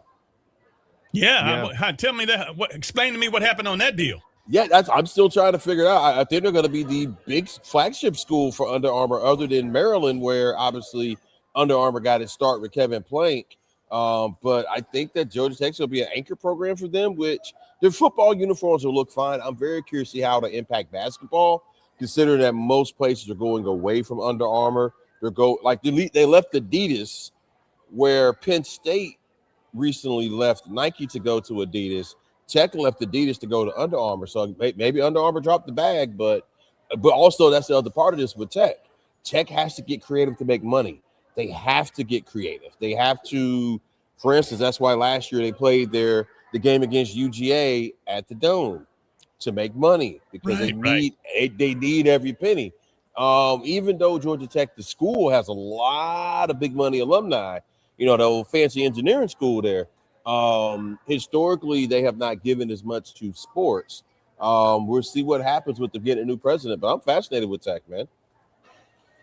Well, Nubyjas, this is a very unique time, especially as we get our minds ready for college football. We already had the Big 12 Media Days. Right now, ACC Media Days is going on. Next week is SEC Media Days, and then the week after is Big 10 Media Days. You're in Big 10 country right now in Chicago. They've won the last 3 national championships. I actually saw a way too early preseason poll because this is the time where I go get my Phil Steele magazine to see who's ranked and what they think is going to be preseason. Ohio State, they got them ranked number 1. Kyle Whittingham over at Michigan. I think Bryce Underwood's going to have a fantastic year. And Indiana, I think people are underestimating Kirk Cignetti. They don't have Fernando Mendoza anymore. They are preseason number 5. And, of course, this is according to Phil Steele, Athlon Sports, all those polls. But what do you think about the vibe of the Big 10 up there since you're in Chicago? Well, I'll tell you this, man. They're really feeling themselves, man. I mean, like you mentioned, the championships. But I also think it's important to remember it's a very top-heavy conference because, yes, sure, you have the national championships, but you start getting into the Wisconsins and the Minnesotas of the world. UCLA has not been what they thought it was going to be so far. USC has not really quite been what people thought they were going to be coming in there. I mean, Oregon has been a good addition to that league. And I'm not saying it's not a good league. I mean, obviously, I still think top to bottom, the SEC is the better football league. I still believe that. You know who else says it? The NFL draft. Yes. You know what I'm saying? That's who else believes it. So we can say we want to, but when it goes down to who makes it to the league it's still coming out the SEC. Now, that being said, with the transfer portal, I don't even know how you do preseason rankings anymore, considering I think we're at a point where you see 20, 30% roster movement. Right. You know what I mean? Every single year you see all this roster movement. How do you know how good a team is going to be if they aren't going to stay together? Because the one thing about Indiana last year, they had a bunch of old guys. You know what I'm saying? Right. Now, who am I to talk with this gray in my beard? But, now if I have some damn eligibility, I go back and see. But they had a bunch of dudes who were 25, 26 years old who also knew how to play college football, who had made the mistakes, who had the ups and downs. And a lot of those guys came from James Madison. You know what I'm saying? Now, obviously, he can't bring James Madison's whole team with him every season because that's not possible. He's at Indiana now. So we'll see. But if nothing else, that man has shown he's a good football coach who can get people to buy in. I think so far, at least the 2 or 3 best coaches have been in that league. But I still say top to bottom. If you look at the Big Ten, like a bottom 5, would you rather play Minnesota on the road, or would you rather go to Mississippi State? Nubyjas Wilborn is our guest this morning on the Sports Visions Morning Show. Nubyjas, I don't know how we're doing on time. Are we okay? We're good. Yeah, we're good. Yeah. Okay, I got a final question for you here as it pertains to, I know we're doing SEC Media Day starting on Monday, and you have been actually in the media for quite a while. To talk to and to give these folks that are listening out there in the Sports Vision Nation an understanding of what's the goal going in as a sports writer for whatever particular region or whatever particular conference you're going into. What is the goal when you're going into most of these media days? Man, well, it's changed over the years, DJ. Particularly with the way that with the way the interviews are live streamed. Most of my work, to be real with you, is not done on those podiums. Right? I'd say maybe 5% of my work, if that, is done on the podiums. Really, they have made those press conferences more reality TV, where people are trying to be seen asking a question. They're trying to be seen and thinking that's gonna, I guess, get them more clicks for whatever it is they do. Me, I'm doing my work on the side. You know what I'm saying? That's where I'm catching up with agents. I'm catching up with even fellow colleagues. I'm catching up with team officials, league officials, people like that. That's where I'm catching up to the side. You ask questions on the podium, but let's be real. I mean, when those press conferences now, they're live streamed. I mean, it's a big old 4-day reality show. You know what I'm saying?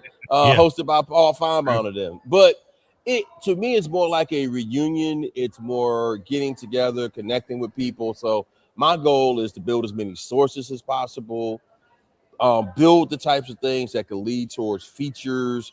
So say if I'm covering a beat and I know, say if I'm covering, like, for instance, an Auburn, okay? And for instance, so I know I want to get as many of the opposing coaches as I can going into that season. So when it comes time to write those previews for those games, I already have some background, I already have some things there to build on. A lot of it's just building your stuff for the year. But yeah, as far as like making a splash, I mean, I guess there's people who, there are people who try to get attention. I prefer to get mine by actually just doing good work, Good deal. Good deal. Before you go, man, once again, talk about what you and D-Led got going here, man, because obviously this is awesome. Man, no, we're excited, man. It's going to be Bowtie Sports.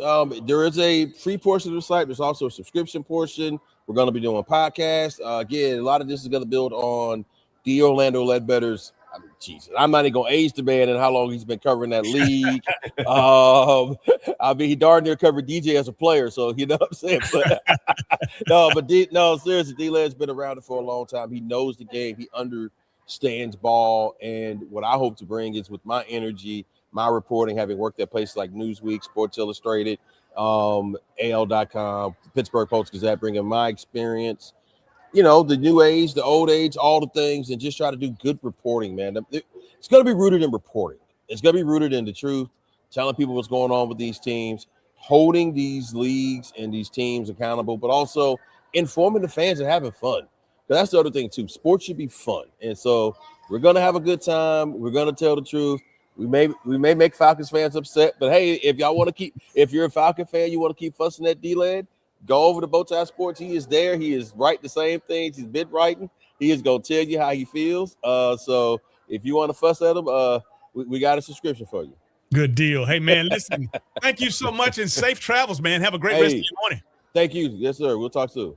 All right. See you, Nubyjas. Nubyjas Wilborn, ladies and gentlemen. He is live at the Atlanta airport, headed to Chicago, and he's going up to cover AAU, one of the tournaments, man. And, he stays busy. And obviously the new union with D-Led with Bowtie Sports, that's going to be a hell of a collaboration. Yeah, I cannot wait to hear their podcast. That's just a great collaboration, what D. Orlando Ledbetter is doing with the Bowtie Sports Network. And safe travels up to Chicago and Nubyjas. And I know he's getting a lot of good information up there in Chicago and in Big Ten country. So, yeah, I just want to throw that Big Ten question at him. A couple of minutes before we go to the top of the hour break, obviously you made mention to Deion Sanders and the Colorado Buffaloes coming to Georgia Tech. And also we made mention that, of course, one of our very own Malachi Hulsey is starting running back with the Georgia Tech Yellow Jackets. He'll be at the ACC Media Days coming up in just a little bit. But first, Malachi, and for those of you who don't know, Malachi was a outstanding Sports Visions Offensive Player of the Year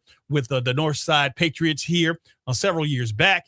He got a scholarship to an Ivy League school, the University of Penn. He blew that out of the water and decided he wanted to step his game up, and obviously was one of the hottest running backs in the portal a couple of years ago. He decided to come a little closer to home and ended up at Georgia Tech, and again, hasn't looked back. This will be his final year, I believe. And again, I don't think he's going to have to share many carries this year. Last year, I think he partnered with one of the top backs with Georgia Tech.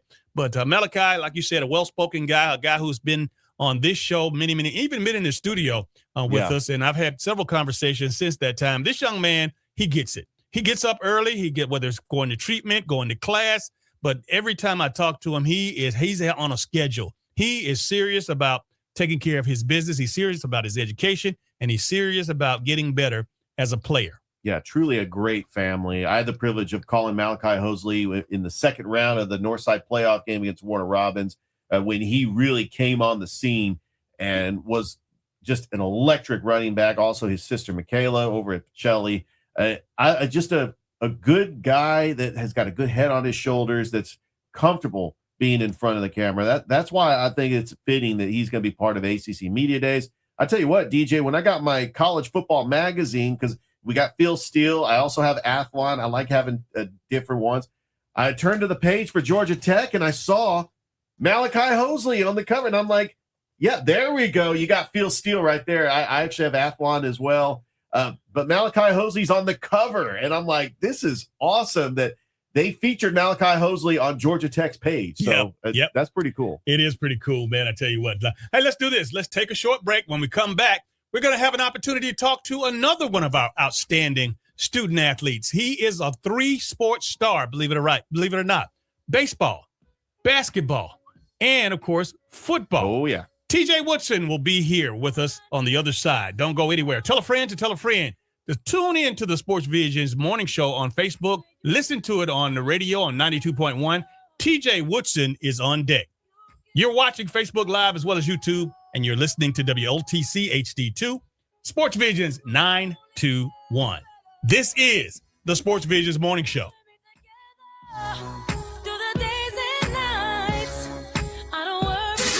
This is the Sports Visions morning show. Let's do this. Sports Visions 92.1.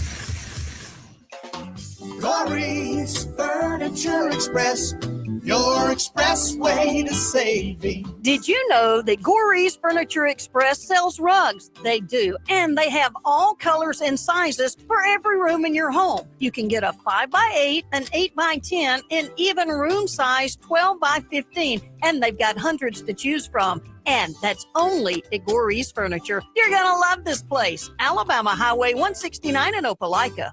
Heading to a Columbus Clingstones home game? Here's a sweet reason to cheer even louder. If the Clingstones throw a no-hitter through the first 3 innings, every fan with a game ticket can take that ticket to either Golden Donut location and redeem it for one free glazed donut. Golden Donut on Manchester Expressway and Winton Road. This is the story of the one who keeps multiple buildings running smoothly day after day.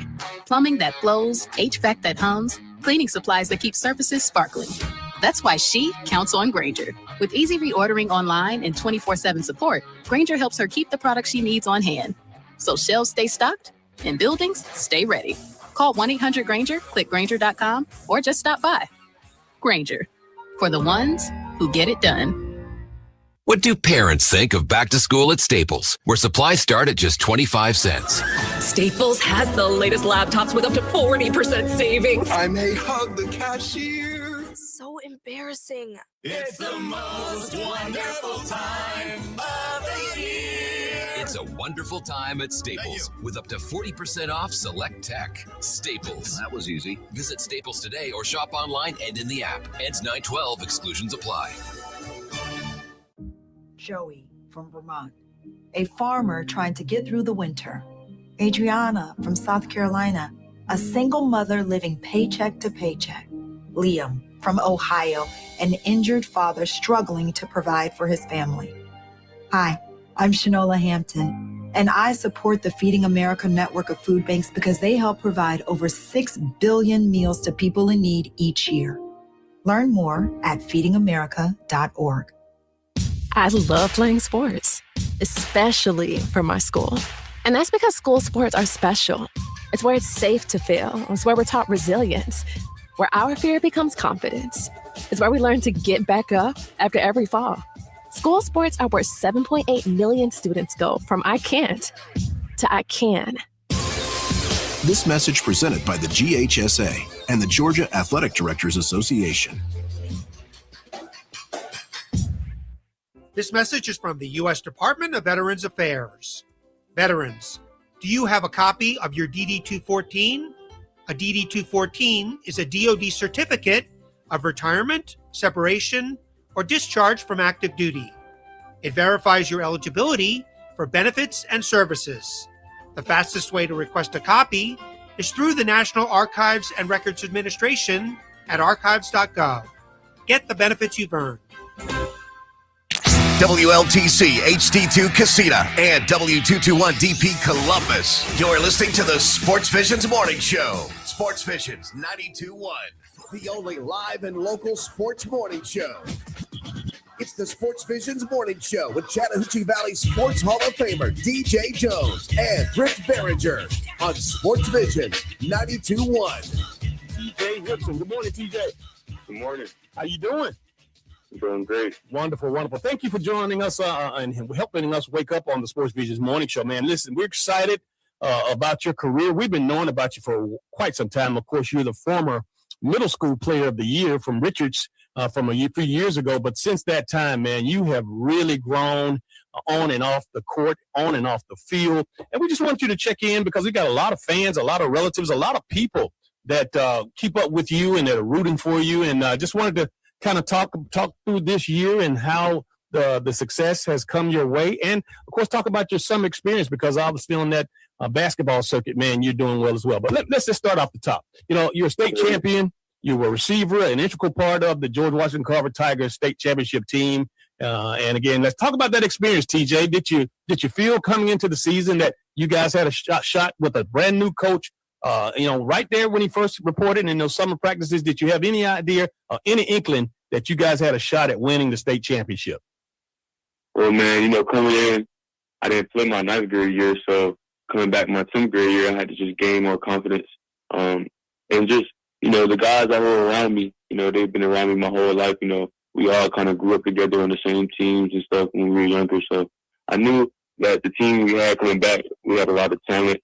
And knowing that Coach Robert Jones, he knows what he's talking about. He's been where we want to be. So with him coming in, man, we were all just buying into the process, trusting the process, and we knew we was going to get it done. TJ, really has been fun calling your games on Georgia Alabama Sports Live. We called your middle school championship when you were at Richards, when you took on Aaron Cohn, and we hyped that game up. It was you and Xavier Davies battling, and then seeing you play at football. You made like diving catch at shortstop, and you've been a great pitcher.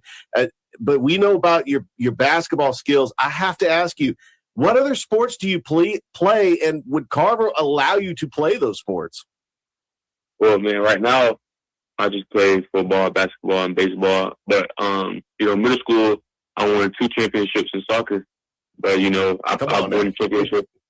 I won a championship in track, too. So, but that was middle school. I had to in my body, I can't do everything. So I had to come into high school and just pick some sports that allow me, my schedule for me to play. And, I'm young right now, so I got to do everything I can.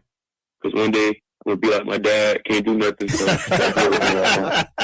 TJ Woodson is on with us this morning on the Sports Visions Morning Show. And TJ is a multi-sport star. He makes all region in baseball, basketball, and football. But TJ, let's talk about mindset. And again, growing up, we talk about the accolades that you had in middle school and in youth ball, but you were also the Sports Visions Middle School Player of the Year. But early on, what were your first loves, and who were some of the people, that you idolized to want to possibly have a career in sports? Man, growing up, my passion always used to be like basketball and football. Those were my main 2 passions.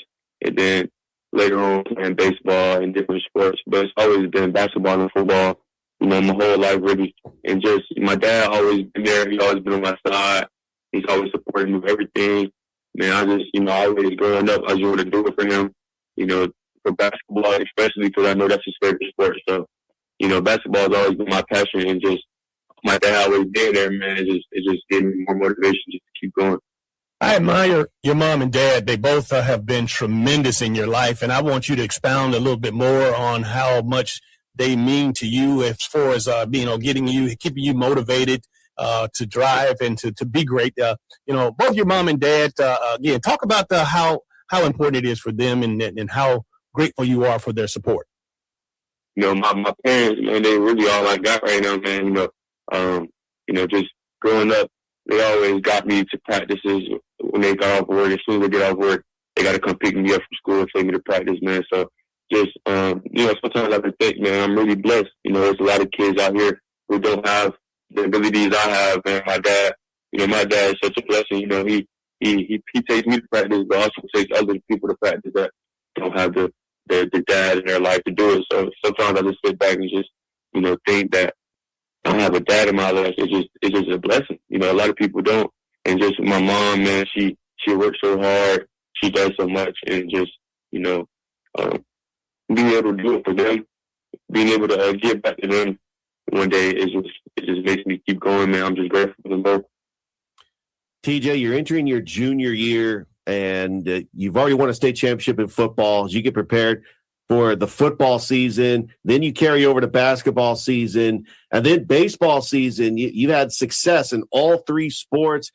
Recently, baseball, as Carver was on the doorstep of the playoffs. Just talk about what some of the things you want to work on to get better, whether it's being a receiver or a point guard or a shooting guard on the court, and then just really being that utility player out in the field on the diamond. You pitch, shortstop. Just talk about just the accolades of getting your body ready to prepare for all three sports going into your junior season. Sure, absolutely, yeah. So, during the summer, we have, my summer schedule is it's going to be pretty hectic, man. I got to wake up, starting June 1st, I got to wake up 8 a.m. to 12 p.m. for football practice. And just going in, I want to be, wide receiver, you got to be physical, you got to be fast. So just coming into the season, I want to take the weight room serious, take everything. I got coaches, like wide receiver coaches that's been everywhere where I want to go. So just taking in the coaching. And then football, I got football, football is 8 to 12. And then basketball probably start at 4 o'clock during the day to 7. So just going in, working hard, listening to my coaches, just working hard. And, for baseball, I have we had different camps set up during the summer. So just putting that all into schedule, just taking everything serious. Don't just do it for no reason. Just wake up, take everything serious, and just get better. TJ Woodson is our guest this morning, and TJ, as you play these sports, and again, you're not just average. You're above average. You're elite in a sense. I know that you do the AAU circuit in the summer, and of course, you have the opportunity to train extensively in football. But the baseball side of it, that's all. That's probably the least amount of time, but you still have that skill set. Talk about how you're able to mentally stay in tune with baseball when you don't have as much time to concentrate on the fundamentals and the techniques and the training. Man, it's just really crazy because, when I was younger, I never played baseball until I was like 8 years old. And then just coming in, like my first years, I was just good. I just happened to be good at baseball. I don't know how, but I was good. So, really, I've just always been naturally good at baseball. I never really took training serious during baseball. I never paid money to go to training. But now I'm in high school, things are a little different. As soon as football season or basketball season ended, baseball season was right there. So, knowing I was playing the next sport, if I'm a player, I'm gonna take it serious. So, my coach, he had us every morning in the we were training every morning during baseball season before school at 7 a.m. So, as soon as basketball ended, I was training every morning, taking it serious, because if I'm a player, I'm gonna take it serious. I'm not just gonna waste my time and just play it for no reason. So waking up at 7 a.m., just working hard, and I feel like that really helped me during the season. But mentally, just knowing that to go out there and have fun.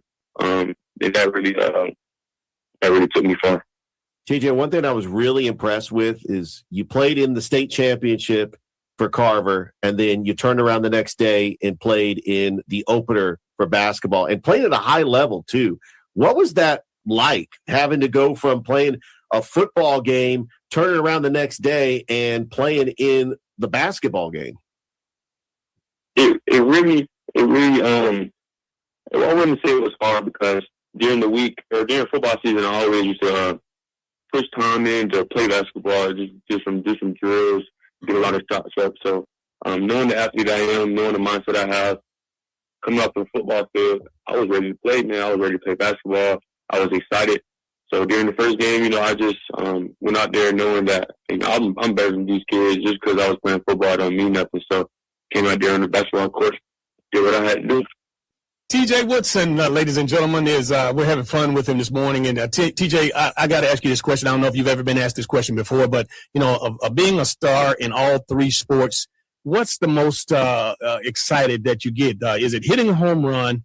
Is it driving to the hoop and dunking on somebody? Or is it, getting a 50, 60-yard touchdown pass and, taking it to the house? If I'm being honest, man, right now, like this past season, the most exciting thing definitely was scoring in football. And just head top of somebody, jumping over them, run them over or something, and scoring. And just hearing the crowd go crazy. To be honest, I think for Carver, I think the fans are most passionate about football. They show up the most for football. They are loudest for football. So just scoring in football, the crowd going crazy, your teammates going crazy, all the cameras, man. That's to be honest, that's the most exciting to me. Yeah, absolutely. And, college coaches, regardless of, whether it's football or basketball or baseball, they love multi-sport athletes. They love athletes that do a lot. I mean, again, in your travels, and I know you've made visits already on campus, at different college campuses, how much do the coaches that are recruiting you emphasize they really, really love the fact that you are so versatile? Oh yeah.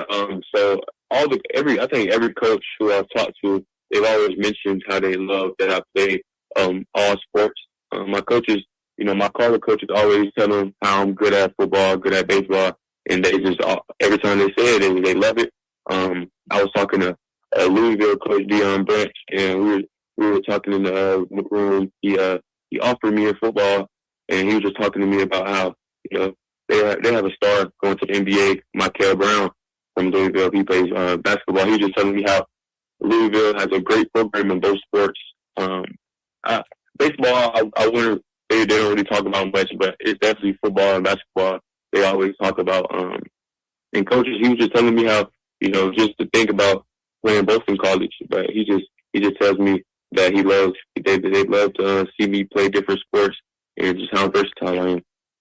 TJ, talk about your teammates. I know you got several teammates that play multiple sports with you, including Zach Watts, both play baseball. But your quarterback, Sebastian Hurd, what's that relationship like? Are you able to get some catching sessions while Sebastian gets ready for this upcoming season?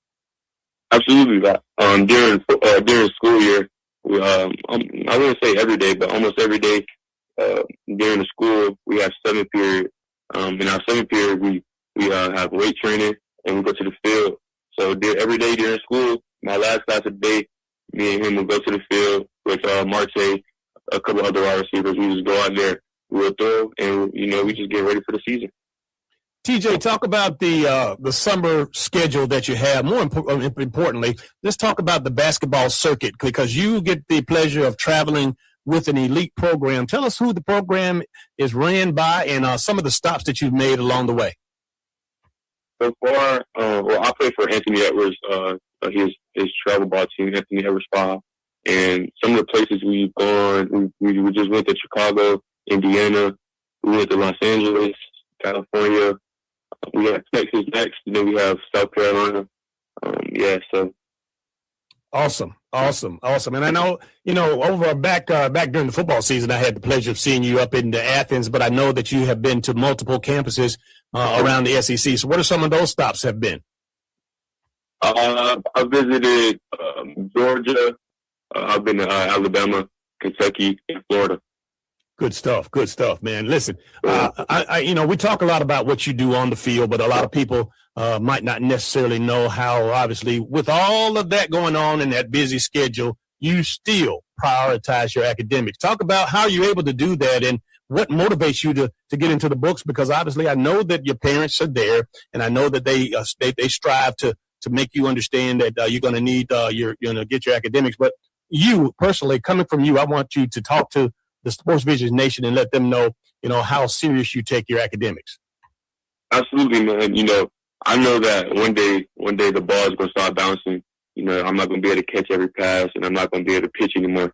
So I just got to always have a plan B. School is a big part of life. I want to get a degree. I want to do these things. So one day I have a life further than sports. And then, what if sport doesn't work out? What if something happens and I have to have something academically? And, my parents always told me when I was younger just to keep good grades. And that's what the standard's always been. And also, I play a lot of sports. After school, it's not a lot of time just sitting around and do school. I have trainings, I have this and that. So just going to school every day, I have to just know personally, man, I got to take this serious. Let me take this class serious. Let me not get on my phone and lollygag, man. Let me just take this serious. Let me just knock this out and get it done. Because it's in reality, school is not hard if you just sit there and listen to your teacher and just be a good kid. So yeah. TJ, the last question that I have, and I'll let you get on with the rest of your morning, is that you got a busy summer coming up, and I know school is out and graduation, although it's not going to affect you. But your preparation and your schedule from now throughout the rest of the summer, give us an idea of what you have to do. Well, I kind of said it earlier. So starting June 1st, I have to wake up. I have practice at 8 a.m. for football to 12 p.m. And then I have time period to rest until 4 o'clock. 4 o'clock, I have basketball till 7:30. So 8 to 12 football, 4 to 7 basketball, and then that's during the week. And the weekends, I have to go to Atlanta for Anthony Edwards practices and trainings up there. So it's pretty busy. Well, TJ, young man, we're proud of you, and just know that obviously you have Carver High School on your jersey, but the entire city loves you, supports you, and we got our eyes on you, man. And keep up the great work. We appreciate you. Thank you so much. All right. Thanks, TJ. You're listening to the Sportsvisions Morning Show. Sportsvisions 92.1. Good morning. I'm Michelle Jennings, and here are your morning headlines. Fort Benning soldier Ladarian McCrae and his wife have been indicted by a grand jury in the starving death of their son and a family dog. Both face charges of felony murder by child abuse and animal cruelty, amongst others. The soldier faces military discharge as a result of the charges. In Webster County, 18-year-olds Kamarian Lattimore and Terrence Bell Jr. are both being charged with murder and aggravated assault in connection with the deaths of 17-year-old Jaquavius Jones and 19-year-old Zacavian James. The investigation remains active. Both Latimer and Bell are being held in the Sumter County Jail without bail. Lastly, the Ledger Inquirer newspaper was sold by its owner, McClatchy, to the Georgia Trust for Local News, a nonprofit, for $1.5 million. The reinvestment will start by hiring 4 employees. From WRBL News 3, I'm Michelle Jennings. Good Thursday morning. We are off to a warm start with a blend of sun and clouds with temperatures in the 70s. This afternoon, highs will reach the lower 90s with plenty of summer heat in place. Most communities are going to be staying dry today, although we'll be tracking a stray shower, which can't be ruled out this afternoon and evening.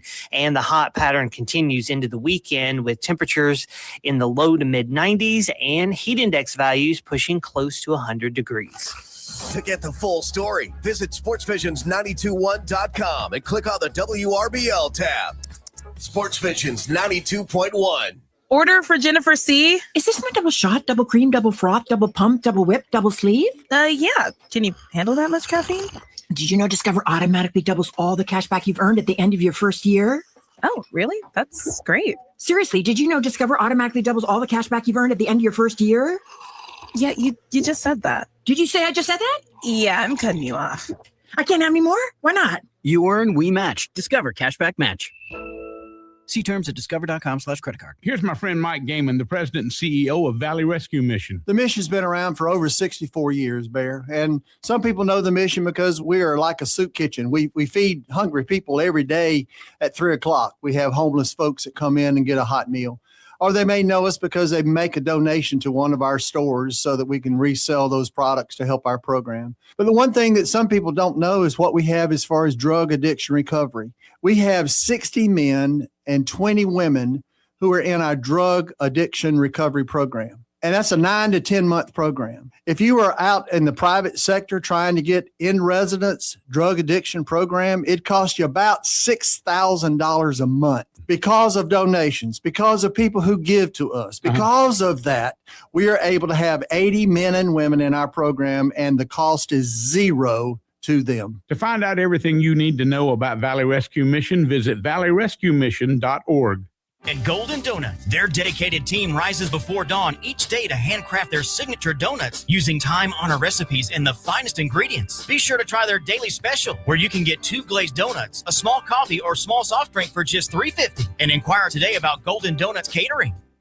The Herd with Colin Cowherd, 12 to 3 on Sportsvisions 92.1. Now back to the Sportsvisions Morning Show. Here's Carver Tigers legend DJ Jones and Thrift Barringer.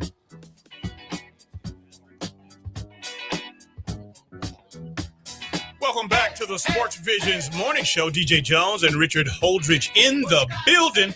Big ups to all of our guests this morning. Man, I tell you what, TJ Woodson, he's putting it down. I mean, I love having the opportunity to talk to our wonderful student athletes, especially when they can explain themselves and they have a story to tell. This guy having a summer that to die for, having the opportunity to travel not only to California, but Chicago and the likes because of basketball and playing on the Anthony Edwards owned Adidas team. That was an elite chore. That's an elite accomplishment within itself. But again, TJ is a great kid. We've watched him since he was in middle school, and again, his great parents. And you know what? But I like to do more of that. But again, I have to get the consent of obviously the parents. And again, we want to make sure that we really go in and we take a deep dive on these young people as we, because the earlier that we follow them, and especially if they could come on and elaborate on their development and some of the exposure that they've had, man, it makes it that much better when on the flip side, when they're off in college or when they make it to the pros, we have this not only archived, but we have information, kind of like what Terrence Flowers was saying when he mic'd up, who was it up there? The kid that played for Carver, the defensive lineman. Kingston, the boogeyman. The boogeyman. He said he had Kingston when Kingston was playing youth ball and mic'd up. I mean, those are the stories. Those are the things that you come to appreciate, not just the athletes, but the parents, the family, the community.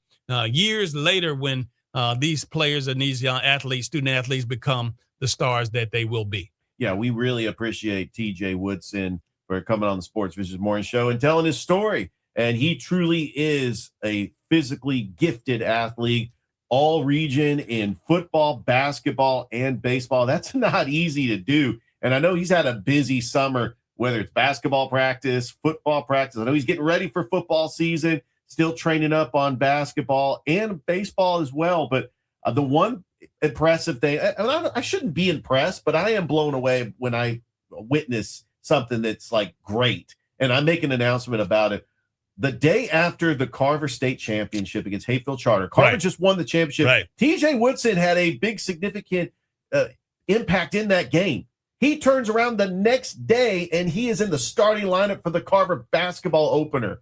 I was very impressed by like that. But TJ's like business as usual. He's a tremendous athlete. This is what he does. Absolutely. Big shout out to, of course, Rodney Lawrence, who's listening out there. JR Zoning says from Coach T-Flow to Coach Beck.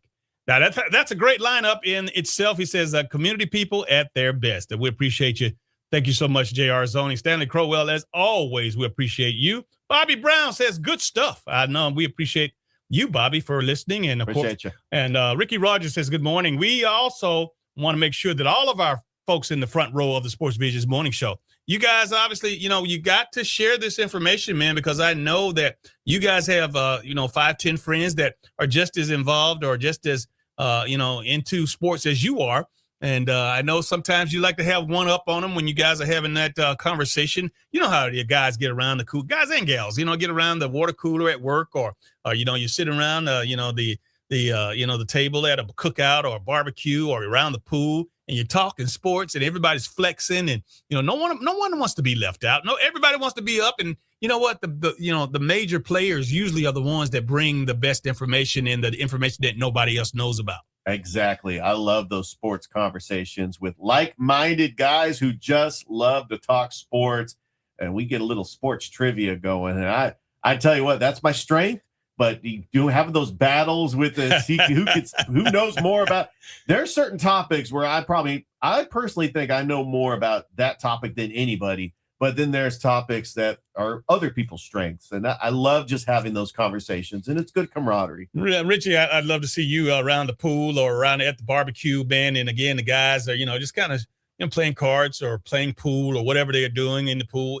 It's amazing, again, that because obviously you can go in a lot of different directions. You can go from FIFA World Cup soccer to the golf side of things, and then the traditional sports, football, baseball, basketball. It's amazing, and you're just well versed. I'm glad you mentioned golf, DJ, because today is the first round of the British Open. Absolutely, great segue. Yeah. Great segue. Great minds think alike, right? Yeah, I think the favorite's going to be Scotty Scheffler. Obviously, we're rooting for the local guy, Russell Henley. But Xander Schauffele, Scotty Scheffler won this thing last year. It's the last major of the calendar year for the PGA. And, of course, I'm sure that we'll have an opportunity at some point in time to catch up with our PGA caddy. His name, again, he's a guy that you can't forget Cedric. Cedric Lamar, he's the Morehouse man that obviously is now on the circuit, one of only 3 or 4 African-American PGA Tour caddies out there. And again, he has we've had reports from him, over the past several months from all over the country, with him traveling with his golfers and caddying on the PGA Tour. Man, I tell you, you talk about having an insider. We talk about, Gary Ingram, and we love Gary, and we appreciate the former Major League Baseball player and coach. But having a guy on the PGA Tour that's traveling with these guys, that's actually on the course, walking the course, working for these golfers, man, nobody can give it to you any more straighter than that. Yeah, and the one thing that's unique about the British Open, which is being held at the Royal Birkdale Golf Course, they get an early start, like 3:00 in the morning there, because it's later over there in England. Right now, we do have a leader, the American Alex Smalley at -5. Scotty Scheffler is at -3, along with Bryson DeChambeau. But yeah, good luck to all the golfers. I love getting up bright and early and watching the British Open. I think I might start making that my routine this weekend. Yeah, absolutely. What we kind of let something fly by. Well, I kind of let something get by me here. I know that Serena Williams actually had made a comeback. Oh yeah, to the tennis world, and it was a couple of tournaments there that most recently she played in. She got a little nicked up, a little injured, but at 40 years old, I believe that's how old she is, with actually 44, and obviously having a kid or two. It's awesome to think that she could come back and even think about trying to, be a part of it. I don't know if she's made a decision to continue. I know that she was most recently competed with her sister, but had to bow out of a doubles match. But again, the fact that she's able to even fathom coming back to a world level of that nature in tennis, I think it's absolutely magnificent. I love stories like that. We saw similar Phillip Rivers coming back after having a 4-year break. Serena Williams has not played competitive tennis since 2022. To come back, and even though she lost in the first round of Wimbledon, just for the simple fact of showing up at Wimbledon and playing a competitive match, she's a winner in my book. Absolutely. And while we're talking about people that are a little long in the tooth that are doing extraordinary things, Lionel Messi, obviously still playing right now. Do you consider what he's doing any more greater than what LeBron is able to do at this stage in his career? Little bit at the same level. Obviously, Lionel Messi is more known globally. At 39 years old, he being involved, especially clutch moments late in games. We've seen Argentina; they were down 2-0 to Egypt. They were down here to England in the 84th minute, and Lionel Messi was able to get 2 assists on goals in Argentina again with their backs against the wall, pulls off another victory. They had to beat Belgium over at extra time. I think that he is the greatest soccer player in the world. And guess what? He belongs to us. He's in the Major League Soccer. He's in MLS. We're going to see him for Inter Miami. In fact, he's going to return to Atlanta later this fall because Inter Miami is going to take on Atlanta United. I think it's blessed, even though he's in the twilight of his career, that he was able to come over to MLS. I think that he's still a big superstar, and we got him in the MLS. I think that's great. I think it's great as well. So if you got somebody out there that, we just threw up, those were 3 situations, 3 different athletes that, that are older, that are just remarkable and still competing at a high level. But if there's others out there that we didn't mention, if you think that they deserve some mention, hey, jump on the chat. Give us who do you think it is, and we'll talk about them as well. Going back to some of the great conversations that we've had this morning. I just can't help. I'm blown away by, of course, Roger Beck. Not that I'm blown away because I don't know that Roger's an incredible person, but the fact that, again, having a guy, and I'm just going to be flat out say it, a guy that has money, has resources, but a guy who, like he said, he doesn't have to be the smartest guy in the room. Most of the time you have these wealthy guys, these wealthy business owners, these wealthy entrepreneurs, and, they don't want to listen to anybody. They have all the answers. They're, they want to be the smartest guy in the room. Well, we see with Roger, he was just as candid as can be. He bet on himself, and he bet on himself because he involves people. And as I say all the time, teamwork makes the dream work. Roger Schultz knows what his strengths are, and he also knows what his weaknesses are. And in that, he knows how to build a team, and he knows how to build incredibly loyal people on that team, because obviously, that's, sometimes, you have some people, just like in anything else, that they're just along for the ride, along for what they can get, don't have much to contribute, just just a cheerleader. But again, all of that stuff has a way of taking care of itself. Yeah, he took risks. There was a lot of unknowns. The Columbus Lions have, he was talking about investing into something that is bigger than the game of football, where it is the entertainment value. And we saw the fans come out to the Columbus Civic Center. I can't recall a time where I've seen this many fans support the Columbus Lions. But you have people who are not even sports fans that they want to go just to see Pastor Troy. They want to go to see AJ Robinson. Different genres of music. We had a country singer, and we had a hardcore Southern hip hop artist. Right. I think that was fascinating. We've had guys like Tony Armani, Christian and Scooby, who was performing at the NBA Finals, performing at halftime at a Columbus Lions game, and it all paid off. They are AAL champions, and the fact that they got T-shirts, we got a parade on Saturday. It's all paid off, and we appreciate what Roger Beck has done in this community. And we've had a working relationship with Roger Beck for a couple of years now, as he's invested in Pacelli, obviously the Beck Center, the GIAA. He's seen the vision of what we've been doing at Georgia Alabama Sports Live. It's carried over the stuff we're doing for the GIAA. And then, of course, he entrusted the broadcast team of Georgia Alabama Sports Live to stream the games. And I think that's important. When you have that working relationship with somebody in the community, he trusts that you guys are not only going to get the job done, but you're going to have a top-notch broadcast, which the team deserves. And I'm glad that they were able to go up to Wheeling, because that's not an easy task to do. Sometimes we rely on the visiting team. Like when we're on the road, sometimes we got to watch their broadcast. But the fact that we had a top-notch broadcast as the team went up to Wheeling to stream that game, and the watch parties were incredible. People don't know how important that call alone was. I mean, there was a lot of decisions that had to be made. And again, Roger made most of them, but a lot of them were made by his general manager and his coach. But just that alone, because again, it would have been so easy for, Roger and the Lions to rely on the home team to give the broadcast on behalf of the league. Exactly. And, no, that wasn't good enough. He wanted to have his own. He wanted to make sure it was documented properly. There's going to be no question about it, regardless of how long he owns this team, how many more championships that they win. This first one was done on the road by his people, by his crew. And you know what? Nobody's going to tell the story any better than his crew. Absolutely. We set the standard. That was a top-notch broadcast. The league took notice. Yes. And we've got 4 more expansion teams, including one that's an hour and a half up the road in Montgomery. I think they're taking notice as well. I think that that is just the standard. I'm hoping that their local broadcast teams can try to imitate that, because it doesn't get any better than that. I heard a rumor. I got a friend of mine in Montgomery. He called and he was talking about the team. He's excited about everything that was going on in Montgomery, and your name came up. He said, "DJ, Really? that guy on the radio with you, is he? Oh. I understand he's well. I don't know, Richie, if they made a decision or not. But good luck to you, man. You kept that from me." Well, I threw my name in the hat. Obviously, Montgomery's only an hour and a half away. I love this league. The fact that I love the Columbus Lions. I've called the Columbus Lions before, but I truly support what When you this say league you've is called, trying to make do. sure you get clarification on. You've Yeah, called you call like on the phone, or you called the game. Oh, yeah. 2022 and 2023, I was the color and play-by-play announcer for the Columbus Lions.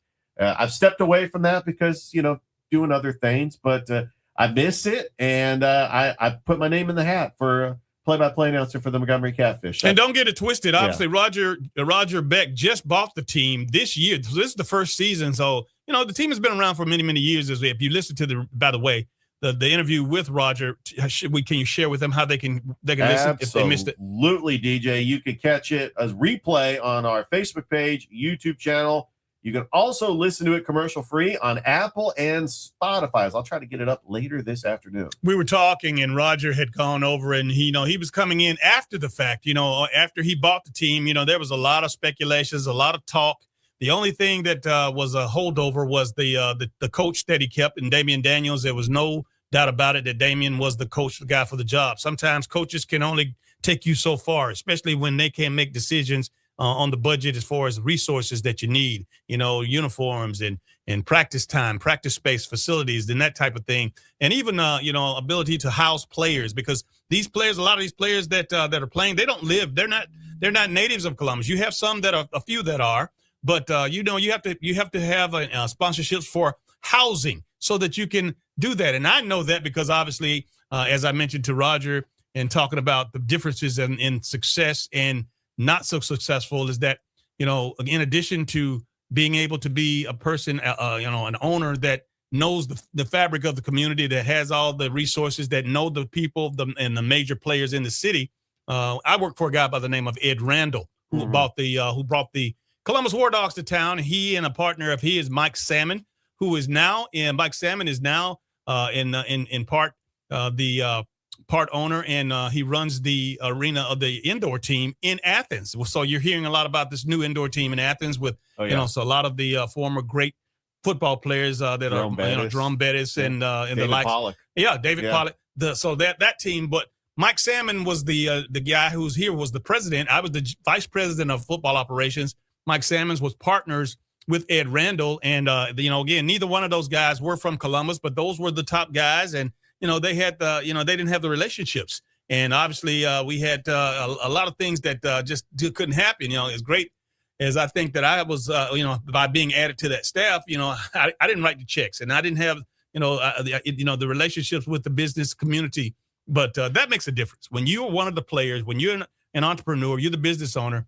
Roger Beck's name is synonymous. He's born and raised here. Folks know his family, know his dad, and it's just a difference. Corey Black, self-made, grew up in this community. Everybody knew him when he was just a student athlete at Columbus State University, and watched his development. And he has had the opportunity to grow CB Sports, his very own business, of course, as an entrepreneur, and work in the Pacelli program. And again, soar to heights that nobody gave him credit for, but he just did some things that, again, made him who he is today.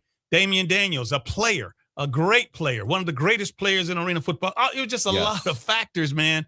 And even in that support system, the way that those guys, those three names, the coach, the general manager, and the owner, they were able to, of course, secure some other folks in the front office that took the ball and ran with it, man. And they not only scored a touchdown, they brought back a championship. Exactly. And it's that teamwork, and they saw the vision going into this before Roger Beck took over as owner of the Columbus Lions. We had previous ownerships. We had the Lions go into multiple leagues. This was their fourth league in 4 years. But to see the vision, to have his right-hand man, Corey Black, as the general manager, to bring back Damian Daniels and give him the tools and resources to succeed, I think that's what it is all about. And as indoor football, especially in the South, very popular. We're seeing Montgomery get a team. Hopefully, Athens now is going to get a team. There's other markets that might be interested in possibly getting a team, and it works, especially when you have passionate football fans in this area that love football year-round. I remember as a kid growing up seeing the San Jose SaberCats out of the AFL, and it doesn't work as much in the San Jose Bay Area than in the South. I mean, we had some professional teams in San Jose, but I remember you're in a big giant market with Oakland and San Francisco, and San Jose's kind of taken the back door, but they had a little bit of success. But there is nothing like having a indoor football team in the South when you have former players that played college football in this area that you can cheer on and root for. And I think that's why it works in the South. And I think any market can thrive. I mean, we got Albany, the Flint River Gators. I mean, we got the AAL2, the Peach State Cats. We have markets in this area where indoor football has worked. I got to add a little something to that. Again, yes, the player is full of players here in the South, but obviously, again, that key component, it's either having a team or having a championship competitive team. Absolutely. And the difference is the owner, the guy like Roger Beck, a football guy, a guy who is self-made, a guy who is passionate. He gets it. And you know what? The guys like him, I mean, you could probably check all the other teams that are in arena or indoor or whatever you want to call it, that are successful, that are champions. That's probably the common denominator when you separate, the BS from the show enough. And again, that's having an owner that really doesn't mind not being the smartest person in the room. Yeah, no question about it. That's why we appreciate Roger Beck, and he brought us home a championship, and now it's time to celebrate Columbus. Columbus, this is for you, like LeBron said after 2016. Okay, you sound just like him, man. I know. He came out at Cleveland. This is for you.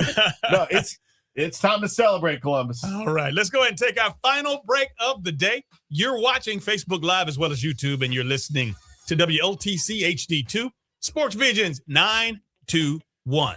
This is the Sportsvisions Morning Show.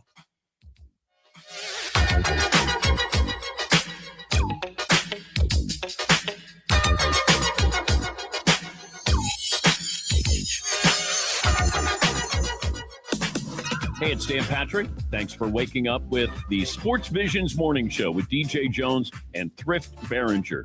Catch me at 9 a.m. every weekday morning, right here on Sportsvisions 92.1.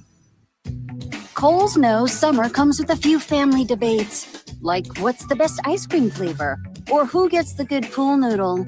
But when it comes to Kohl's summer outfits, everyone's in agreement. They're comfy, they're cool, they're stylish. And the best part, they're 20% off. Make the season a little easier with looks your whole family will sign off on at Kohl's and Kohls.com.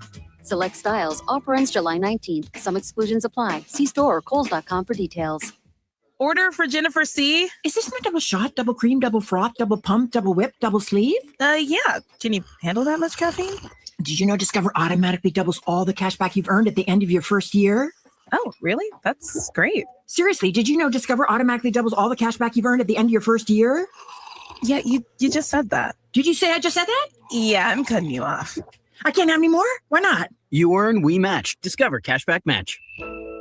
See terms at discover.com/creditcard. Some of the best sounds you'll ever hear are generic, safe, effective, even money saving, just like FDA approved generic drugs. Even if they don't come in the exact same color or shape as their brand name equivalents, they have the same key ingredients and go through a rigorous review process. Talk to your doctor or pharmacist today and visit fda.gov/generic drugs. Generics are safe, effective, and can save you money. You'll like the sound of that. This message is from the U.S. Department of Veterans Affairs. Each week, VA sends an email to over 13 million veterans. It's jam-packed with veteran discounts on hundreds of services, job listings, and information on home loans, plus access to many local events for veterans and their families.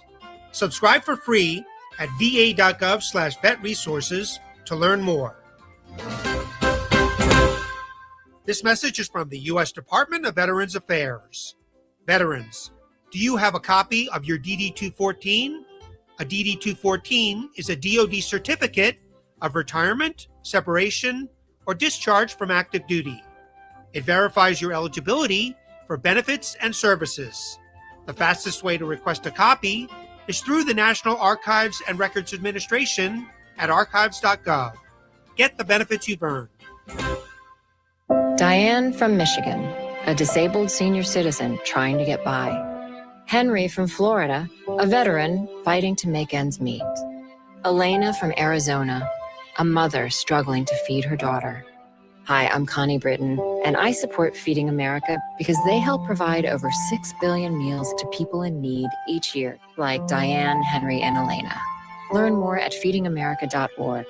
Feeding America, 200 food banks strong.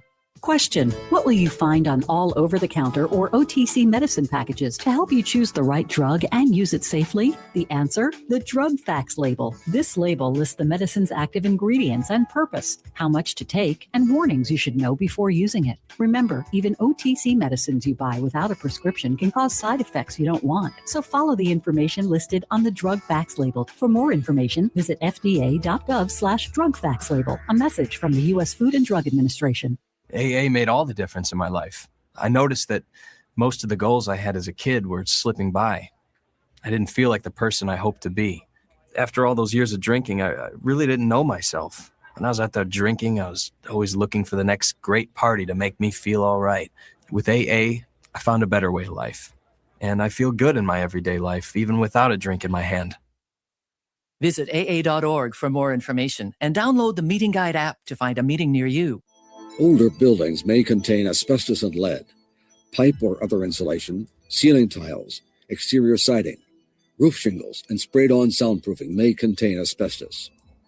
Disturbing materials containing lead-based paint may release lead dust into the air. If your home contains asbestos or lead-based paint, and any of these materials have been damaged or will be disturbed during cleanup, talk to public health authorities. From the U.S. Environmental Protection Agency. Your home for the Dan Patrick Show, 9 to 12 on Sportsvisions 92.1. Now back to the Sportsvisions Morning Show. Here's former Green Bay Packer DJ Jones and Thrift Barringer. Welcome back to the final segment of the Sportsvisions Morning Show. DJ Jones and Richard Holdridge. And Richard, I've had a blast this morning, my friend. Oh, yeah, it's been a lot of fun. It just...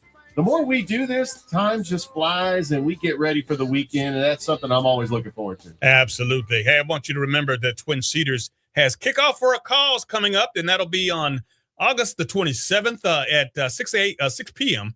I'm so used to saying 6 a.m. with regards to the start, but that'll be 6 p.m. in the afternoon up at the Cunningham Center on the beautiful campus of Columbus State University. And again, this is a wonderful way to kick off the season, kick off with a cause, no pun intended. But, Kim Rozicki, and she's the fearless leader of this event.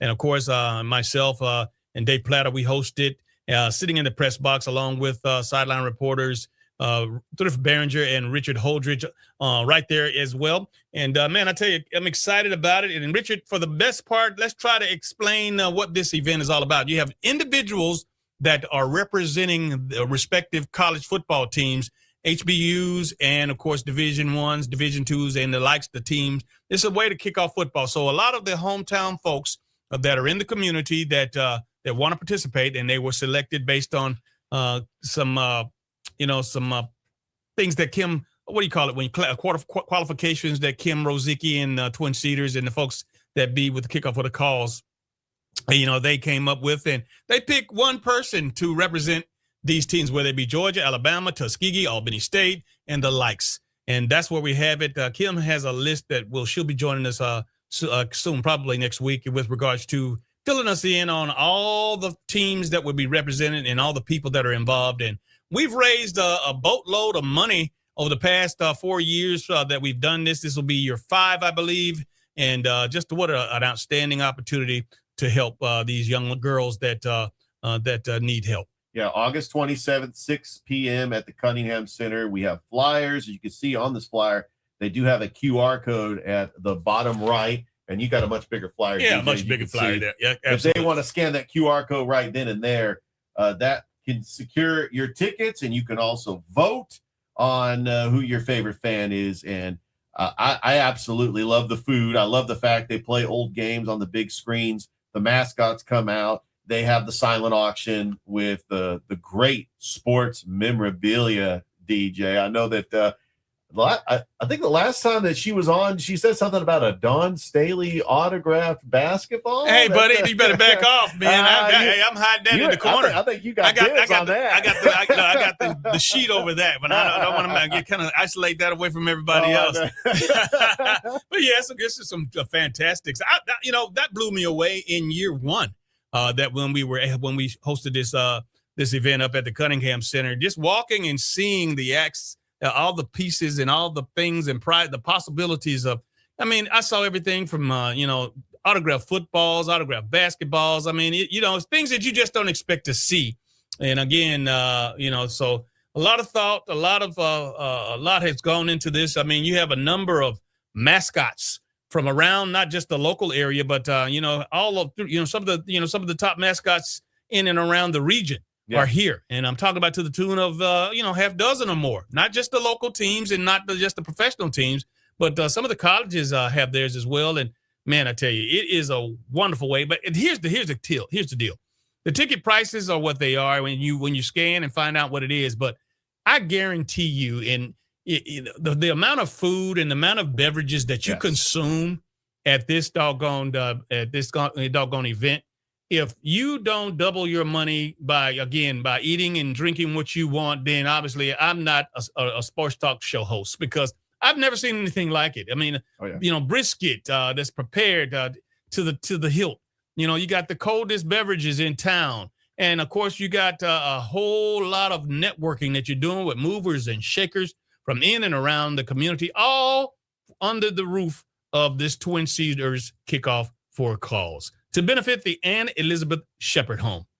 And also, I really appreciate DJ Cashflow setting the tone. You go. There you go. The music, yes. Even does requests. Right. But, I think he came out with like fight songs of the schools, and they're wearing their memorabilia. You and Dave do a great job hyping these fans up. And it's just special that, they're getting high fives from cheerleaders and the mascots. And it's just a great time just to have all these football fans get together, getting ready to start to kick off the season for college football. The only thing we're missing is an actual game. And you know what? I understand that the powers that be are working on it. We might be putting together a preseason game that'll follow that. Now, again, that's what I heard. I just heard. I don't know how true it is. I just heard that, because they do have everything. Kim and Twin Cedars kickoff for a cause.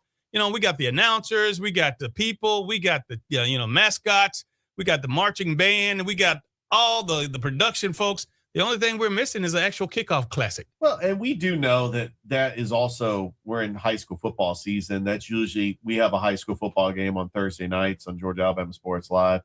But yeah, I think that, I'm wondering when week 0 is for college football, because I would love to see like them get a live game on the big screen TV. Week 0 actually doesn't kick off until August 29th. Yeah. So it's that first week is but that's a good way to kick off because the official start of college football is in 2 days. But, absolutely. We beat them to the gun. Obviously there's a reason why we're 2 days before the actual kickoff is because this is the actual kickoff. That's the whole point. Yeah.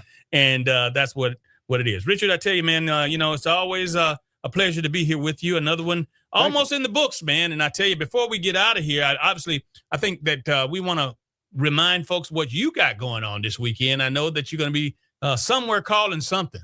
Yeah, I'm going to be somewhere. Night Ballers tomorrow. Shirley B.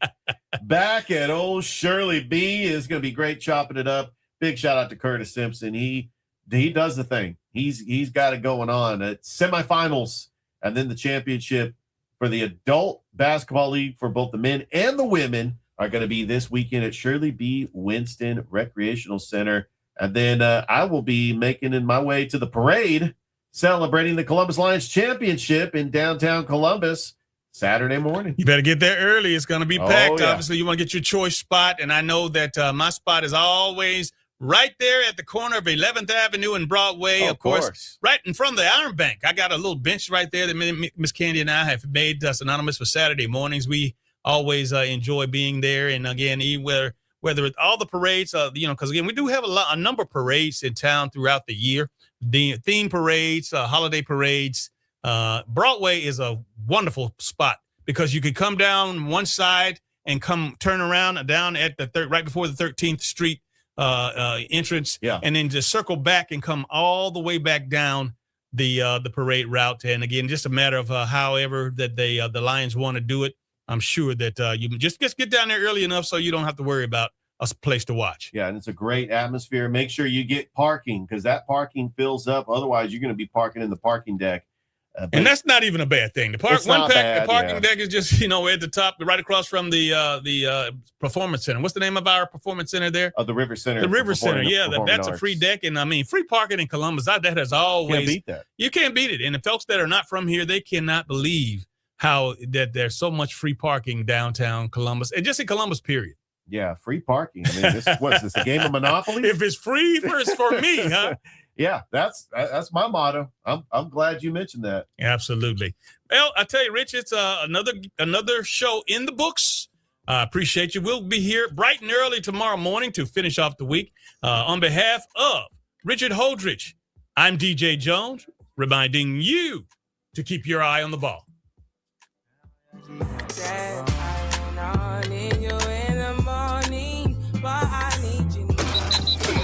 You've been listening to the Sports Visions Morning Show with DJ Jones and Thrift Barringer.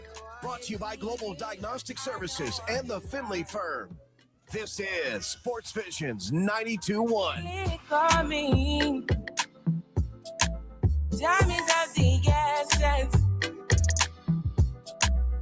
I try to teach you, but I need some lessons. I need to give it all. I try to live, but I can't. I don't know why you're the one. Turn me out of my mind. You don't need no other body. You don't need no other body. Only you feel on my body. Only you feel on my body. You don't need no other body. Say now me they mess up my mind, and now me they make you free up your mind. Say your body talk to me nice. Say now my love you didn't need for your life. Yeah, I love no be like. Say every day together, yeah, day and night. Yeah, if I leave you go by. Gotta get to Gills Auto Sales. We can finance, you got to get to Gills. Selection and price. Got to get to Gills. Gotta